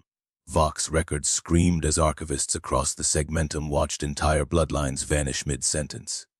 To fight the daemon was to burn history itself, memory wielded as blade. Inside the nave, the circle strained to hold. Grey Knights and Rubrica knelt side by side, voices overlapping, syllables of Titan clashing with syllables of Prospero. Their chant built into a wall of fire, binding the reliquary's pulse. Vathas stood at the circle's heart, halberd raised, light spilling from his eyes as he poured his will into the right. Menkor mirrored him opposite, staff blazing, face pale but resolute. Around them the reliquary floated higher, glowing like a black sun wrapped in scripture. Then betrayal struck. The splinter group of Grey Knights moved with precision. Their oaths had been silent until now, but their blades carried the fury of centuries of indoctrination. They surged through the formation, bypassing Menkor and driving their halberds into his lieutenant, a towering sorcerer wrapped in sapphire fire. The blow pierced his wards, splitting his chest. With a cry more psychic than mortal, he collapsed, his essence unraveling into dust. The backlash came instantly. The circle faltered as one of its anchors vanished. The reliquary flared violently, light cracking into jagged shards. Menkor staggered, blood spraying from his lips as the psychic bond recoiled. The Rubrica quivered, their dust bodies trembling, glyphs flickering on their armor, as if they too felt the wound. And then the rift widened. Over Isif X, the cathedral of reverse constellations groaned open like a maw. Ghosts poured through, not daemons, but the echoes of Primarchs long dead. Some bore wings of flame, others crowns of rust, all wreathed in sorrow. Their voices filled the void, howling fragments of battle, cries twisted into lament. Vathas staggered as one voice brushed his mind, the cold, distant tone of a father he had sworn to serve but never known. Each ghost was not the Primarch itself, but the memory of them, ripped from the Imperium's record and twisted into weaponry. The chanting fractured. Grey Knights shouted in anger, some turning on their mutinous brothers, others faltering under the weight of the visions. Rubrici raised their bolters, confusion spreading like cracks in glass. Vathas felt the entire circle threaten collapse, and with it the galaxy's last hope of sealing the breach.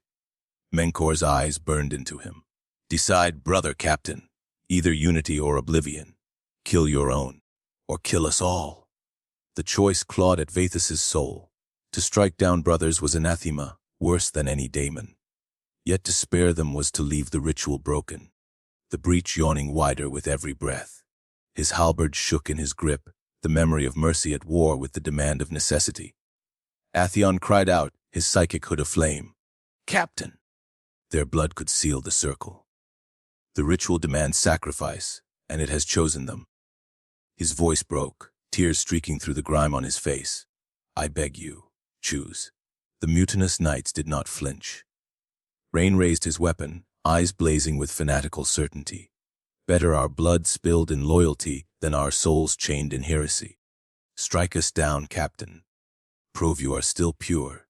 The reliquary pulsed brighter, feeding on division, its light like knives across the chamber.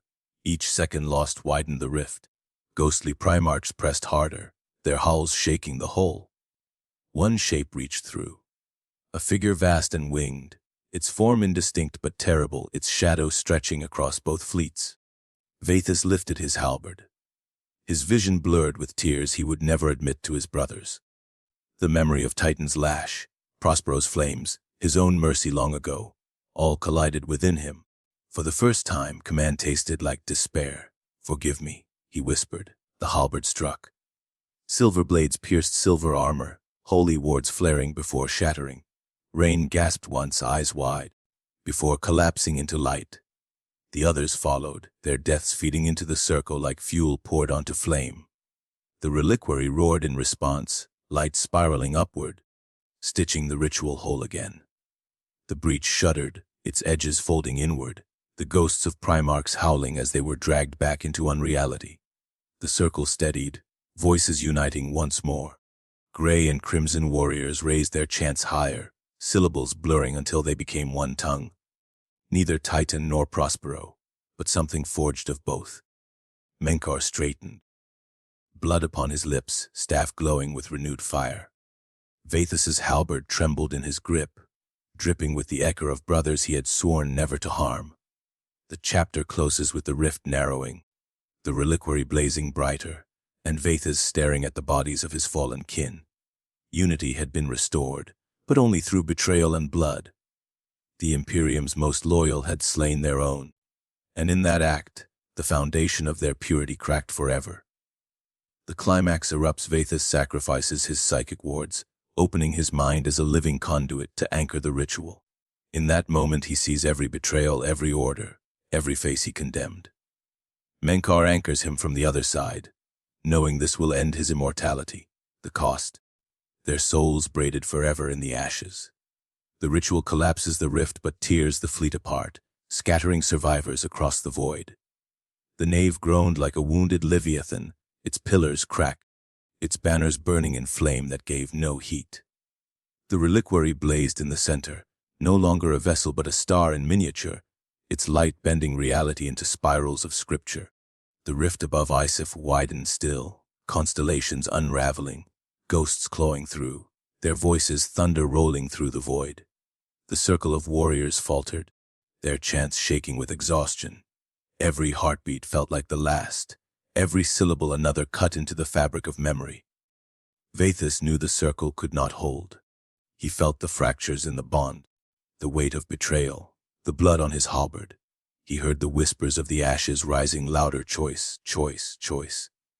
To continue as they were was to lose. To change was to burn himself as fuel. He made his decision. "Drop my wards," he commanded, voice iron though his body shook. Atheon looked at him in shock, hood sparking. "Captain, without them the daemon will pierce you." "That is the point," Vathus said. He tore the psychic seals from his armor with trembling gauntlets. Each rune extinguished with a hiss, the light fading from his chest and helm. Naked before the warp, he opened his mind like a wound. The reliquary surged toward him instantly, its tendrils latching onto his thoughts. Agony ripped through him as memories tore free Titan's lash, Prospero's flames, Talos stepping willingly into shadow, Ryan's betrayal, brothers cut down by his hand. Faces he had condemned, orders he had obeyed, choices he had buried, all erupted in a storm that shredded the walls of his soul. His scream was silent but infinite, echoing across the psychic link. Menkar stepped forward. Staff lowered, his own wards unraveling. His immortality, once ironclad, wavered like mist. "I will hold the other side," he said, voice steady though his frame trembled. "Your death is fuel. My death is freedom. Between us, perhaps the balance will tilt." Their minds met through the reliquary. For an instant Vathas felt not the enemy, but the man a scholar punished for mercy, a son cursed for defiance, a soul who had endured centuries of survival when death would have been kinder. In turn, Menkar felt Titan's lash, the chains of obedience, the mercy that had seeded this trap. Their lives braided, not by choice, not by creed, but by necessity. The reliquary burned brighter, their souls woven into its heart. Silver and crimson light merged, pouring upward like a pillar into the rift. The ghosts of Primarch shrieked as the pillar struck them, dissolving their forms into ash. The constellations screamed, stars snapping back into place, the cathedral of reversed heavens folding inward. The rift howled like a beast denied its prey, collapsing in upon itself with force enough to shatter Voidstone. But the cost was ruin. The energy tore through the flagship, ripping decks apart, scattering Rubrica into dust, shattering Grey Knight's armor into fragments. The psychic backlash flung ships from both fleets across the void, scattering survivors like debris in a storm. The Sanctum Obscura reeled, its engines aflame, tumbling into darkness. Menkor's vessel split in half, its spine cracking, its hull venting fire into the void. Within the blaze, Vathas stood locked in the reliquary's light, his body burning away as his soul stretched into infinity. He saw every face again, every order, every betrayal. But now the memories no longer condemned. They simply were. Chains of obedience, flames of defiance, mercy, blood, faith, heresy, all threads in the same tapestry. Menkor stood opposite him, his immortality unraveling into nothing, eyes alight with relief. Together they braided into the ashes, two souls bound forever in judgment neither had sought. The rift collapsed at last, folding into silence. Stars returned to their courses. The ghosts were gone. The reliquary fell to the shattered floor, its glow dimmed, its pulse faint but steady. No longer a weapon, no longer a trap, but a vessel carrying two voices braided into one. Silence fell across the survivors. Grey Knights staggered through wreckage, their bond torn, their faith shattered. Rubrica stood frozen, their dust bodies lifeless without Menkor's anchor. Atheon knelt, his hood sparking, tears cutting through ash on his face. He whispered a prayer not found in any codex, not Titan's nor Prospero's, but his own. Above the ruined world, fleets drifted as wreckage, scattered into the void. Survivors crawled from broken holes adrift, leaderless, bearing scars that no ritual could erase. The Imperium had not fallen, nor had the Thousand Suns triumphed. Yet something deeper had broken the certainty of purity, the permanence of hatred, the illusion of unity. At the center of it all, the ashes lay silent. Within them pulsed a single braided soul, silver and crimson, speaking in whispers no ear could yet hear. The chapter closes with the image of Isif Ix's sky returned to black, its cathedrals toppled, its catacombs silent. The rift is sealed, but the cost is ruin. Survivors scatter across the void, faith cracked, hatred bent, and somewhere within the quiet, two voices endure together, bound forever in the ashes. Aftermath on a drifting hulk, a handful of Grey Knights, and Rubrica awakened to find time has passed differently. Centuries outside, moments within. The Imperium has branded them heretics. The Thousand Suns believe Menkar dead. Vathas lives but feels alien to both sides, bearing the relic fused to his chest like a second heart. He contemplates killing himself, but hears the whispers of those he saved. The hulk drifts through the void like a tomb. Hull plating scorched, corridors fractured, and corridors that once hummed with engines now sigh like wounded beasts. Bodies lie scattered, some Grey Knights, frozen mid-stride, their psychic wards spent. Rubrica reduced to motes of ash clinging to the air, and a few still twitching, as if struggling to return from the edge of existence. Every step Vathas takes echoes with silence, a silence heavier than any roar of warp storm or battle. He moves through the wreckage, eyes scanning, gauntlets brushing dusted armor and scorched walls. Each fragment of debris tells a story, A brother lost to hesitation, a rubrica who had been his enemy only hours ago, now a ghost of ash, frozen in some eternal question. Vathas feels their presence in the relic, the fused ashes of faith pulsing against his chest. He had thought victory would be simple, a collapse of a rift and a scattering of foes. Now, victory feels like exile. The whispers start softly, almost unnoticed at first. They thread through the empty corridors, faint as sparks along a wire. At first Vathas thinks they are hallucinations, born from psychic exhaustion, or the last echoes of Menkor's mind lingering. But the whispers grow, intimate and insistent. They speak in languages long thought lost, ancient High Gothic, the dead dialects of Prospero, the prayers of forgotten chapters. They speak not commands or orders, but remembrance, urging him to witness, to feel, to remember the lives spared, the choices preserved. Vathas stops in what remains of the bridge, leaning against a fractured console. Stars glitter through gaping holes in the hull like shards of fractured hope. He senses time differently here, as if the hulk drifts in a pocket where moments and centuries intermingle. For some outside the pocket, the Imperium has already passed judgment, accusations of heresy, of failure, of unsanctioned communion with the Thousand Suns. For others, it is mere hours since the ritual, though the scars on their minds feel ancient. The hulk itself seems to pulse with the disparity, a living chronometer of ruin. He closes his eyes, feeling the weight of the relic pressing into him. It is no longer merely an object, it is a heartbeat, fused to his flesh, synchronized with his mind. With every throb, memories flow: Menkor's confession, the betrayal of brothers, the rift tearing open, the voices of ghosts and primarchs entwined with his own. He wonders if he is still Vathas or merely a vessel for the relic's will, a keeper of intertwined souls that no mortal or immortal law could ever hope to untangle. The surviving Grey Knights gather slowly, fragile and suspicious. Each bears the imprint of psychic trauma, their armor warped by energy discharges, their minds etched with the echoes of centuries. They do not speak at first. Suspicion fills the gaps between breaths. Each is a living ledger of decisions they cannot erase, decisions imposed by war, by faith, by survival. When they finally speak, their words are measured, clipped, wary of the relic fused to Vathas. Atheon is among them, hood sparking, eyes wide. The Imperium, he mutters, they will not see what has been done here as duty. They will see heresy. We are accused already. His voice trembles, a rare fault in the stoic librarian. Grey Knights, thrice broken, rubrica ash. The galaxy will never forgive what we have become. Vathas listens, a weight pressing upon him. Every instinct of loyalty, every training, every codexed law screams to repair the breach with obedience. But obedience is meaningless now. The ashes beat against him like a second heart, teaching him a different rhythm. To follow orders blindly would be a betrayal of the souls intertwined within. The whispers in the relic speak again, reminding him that even those long gone, the civilians in the catacombs, the soldiers crushed under psychic backlash, the dead primarchs, have stories that endure. Their memory insists upon preservation. He wanders to the observation deck, gazing at Isifex below.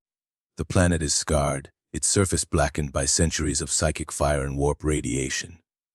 Cathedrals lie in ruins, catacombs collapsed, yet pockets of life endure in darkness, hidden and uncounted. The scale of what they had done presses upon him. The rift is sealed, yes, but at what cost? History outside the pocket will never understand. What the Imperium sees will be death, destruction, and heresy. What Menkor's followers perceive will be the loss of their eternal master. And Vathas, fused with the relic, is now something else entirely: witness, judge, and survivor. The rubrica that remain drift silently near the wreckage, their fragmented forms moving with a strange autonomy, tethered to the relic's pulse. One approaches Vathas, a whisper of flame and sapphire, a shard of what was once a legion. It bows not in obedience, not in recognition of command, but acknowledging the bond forged in fire and psychic collapse. Vathas senses Menkor's presence in that motion, faint yet undeniable, a ghostly reassurance that the Thousand Suns' stake in the ritual endures even in absence. Vathas kneels, pressing his hand against the relic fused to his chest. He hears more than whispers now. Chants from the catacombs, echoes of Primarchs, the sighs of the lost and the saved. The ashes murmur of choices preserved and lives spared, of a path carved between obedience and mercy. In their cadence, Vathus perceives a truth beyond creed or law the Imperium may never forgive. The thousand suns may mourn, but some acts transcend judgment. Some sacrifices exist simply to hold the universe together, even if the actors are condemned. He rises, gazing across the hulk. Survivors are few, fragile, scattered, but they endure. Some Grey Knights begin to rebuild, not trusting, not forgiving, but acknowledging that they cannot unsee what they have witnessed. Each step is careful, each motion weighed. They move through debris, carrying the weight of centuries, aware that the universe outside has already judged them without hearing the full story. Vathus hears the whispers again, insistent yet gentle. They speak of hope, small and almost imperceptible. There are those he saved, those he spared, those who still exist in shadows of time, untouched by centuries outside the pocket. Their voices remind him that survival is not mere endurance. It is the preservation of choice, of memory, of all that the Imperium and the thousand suns might never recognize. He clenches his fist against the relic, feeling its rhythm synchronize with his own, a heartbeat shared between past and present, between lives lost and futures uncertain. Time shifts again. Moments stretch into hours, hours into centuries, yet within this bubble, no one grows older, no wound fully heals, no soul departs. The hulk continues to drift, a solitary witness to events that no historian will record accurately, a grave and a sanctuary intertwined. Survivors, both Grey Knights and Rubrica, begin to speak, planning repair, planning survival, yet all understand that they are no longer merely servants of the Imperium or loyal sons of Prospero.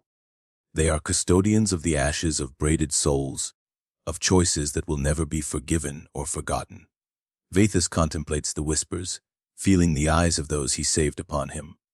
For a moment, he considers the final release, the cessation of all psychic strain, the unburdening of existence.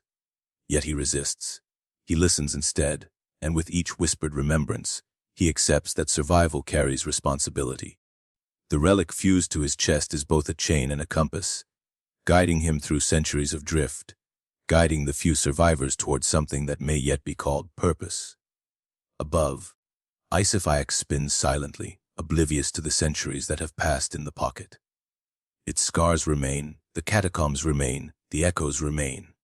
And within the hulk, drifting through emptiness, Vathus and the survivors exist in a liminal space, condemned by the galaxy outside but bound by the choices within.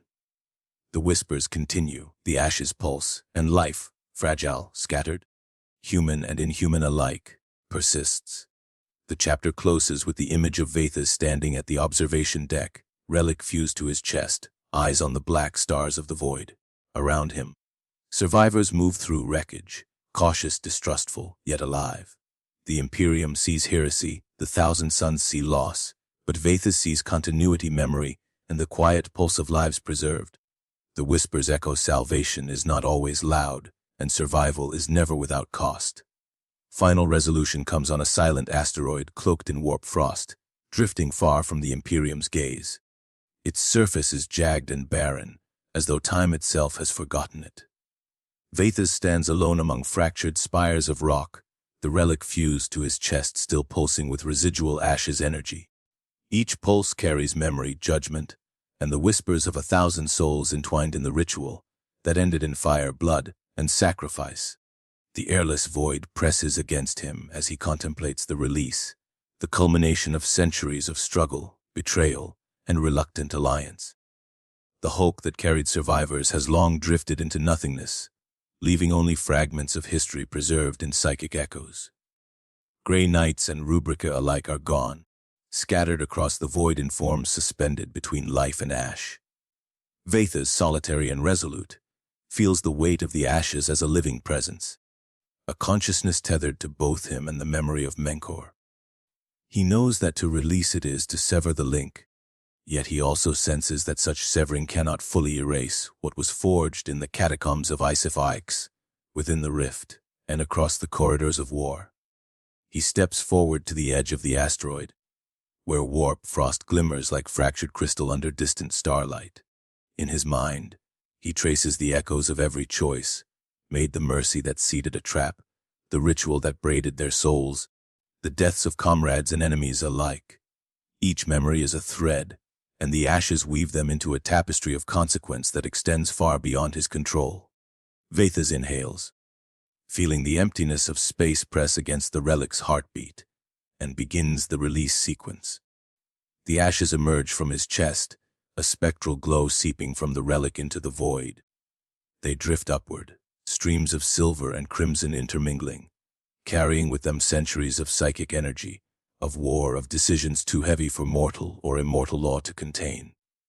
Vathas watches as they ascend, forming a column of light aimed at the distant dying star, its coronal tendrils quivering as though the universe itself anticipates what is to come. The whispers grow louder, almost human now, urging him to observe, to understand, to bear witness. As the ashes approach the star, its light begins to shift.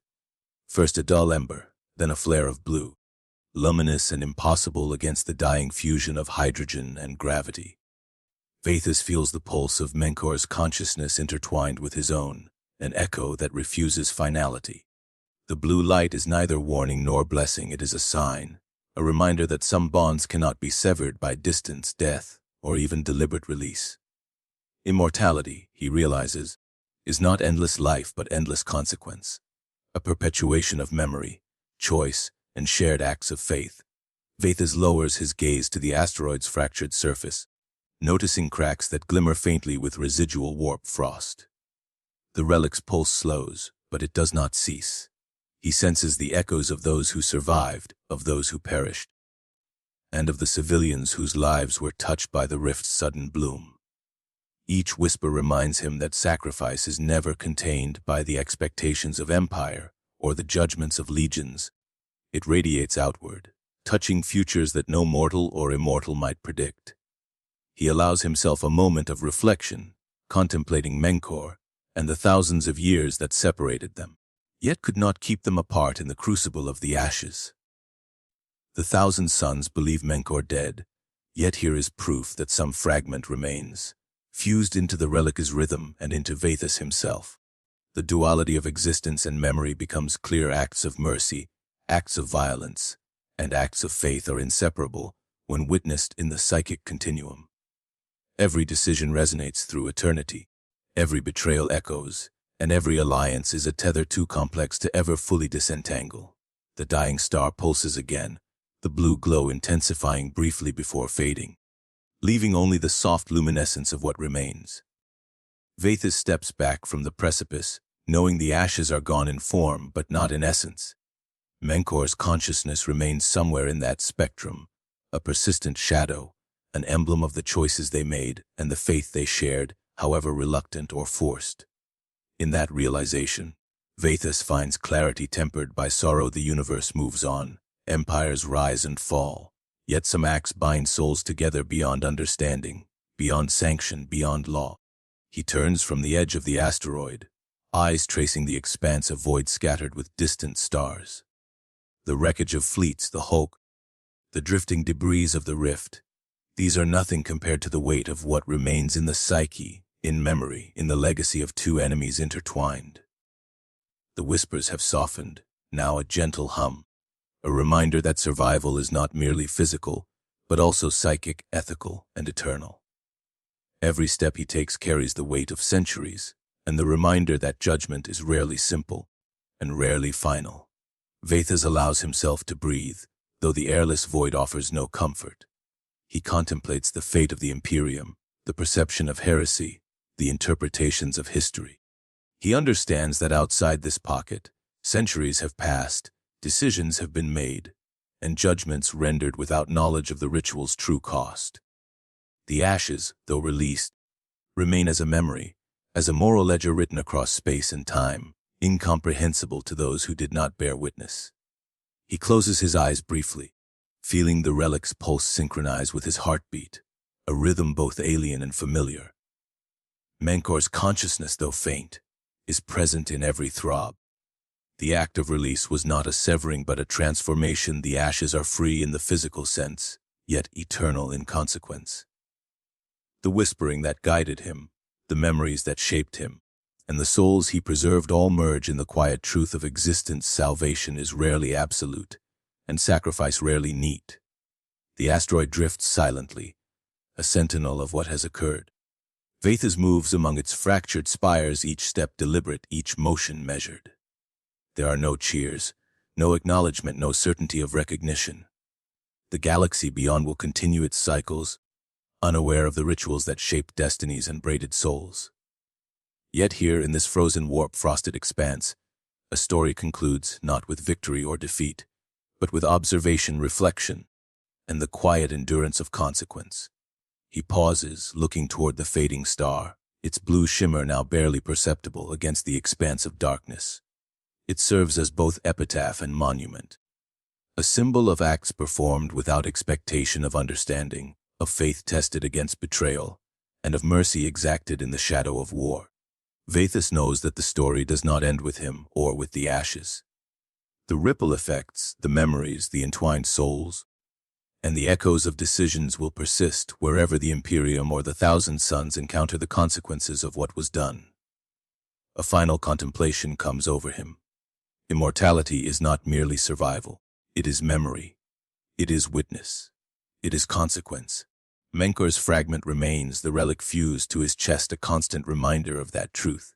He understands that some enemies cannot be separated, that some acts are forever interwoven, and that sometimes the only path forward is to bear the weight of history and choice in silence. The whispers soften into a single, resonant note, a cadence that echoes through the void. Vathas closes his eyes, letting it resonate within him, and steps back from the precipice. The asteroid continues its drift through warp frost, silent, timeless, bearing witness to an act that defies comprehension, law, and judgment. The ashes are gone, but not forgotten. Menkar remains, though only perceptible through memory, faith, and the relic's pulse. Vathas exhales into the vacuum, feeling the weight of centuries settle across his shoulders. The galaxy outside will move on, empires will rise and fall, and judgments will be rendered without knowledge of truth. Yet here, in the silence of this asteroid, the consequences are fully known, fully felt, and in that knowledge lies both burden and grace.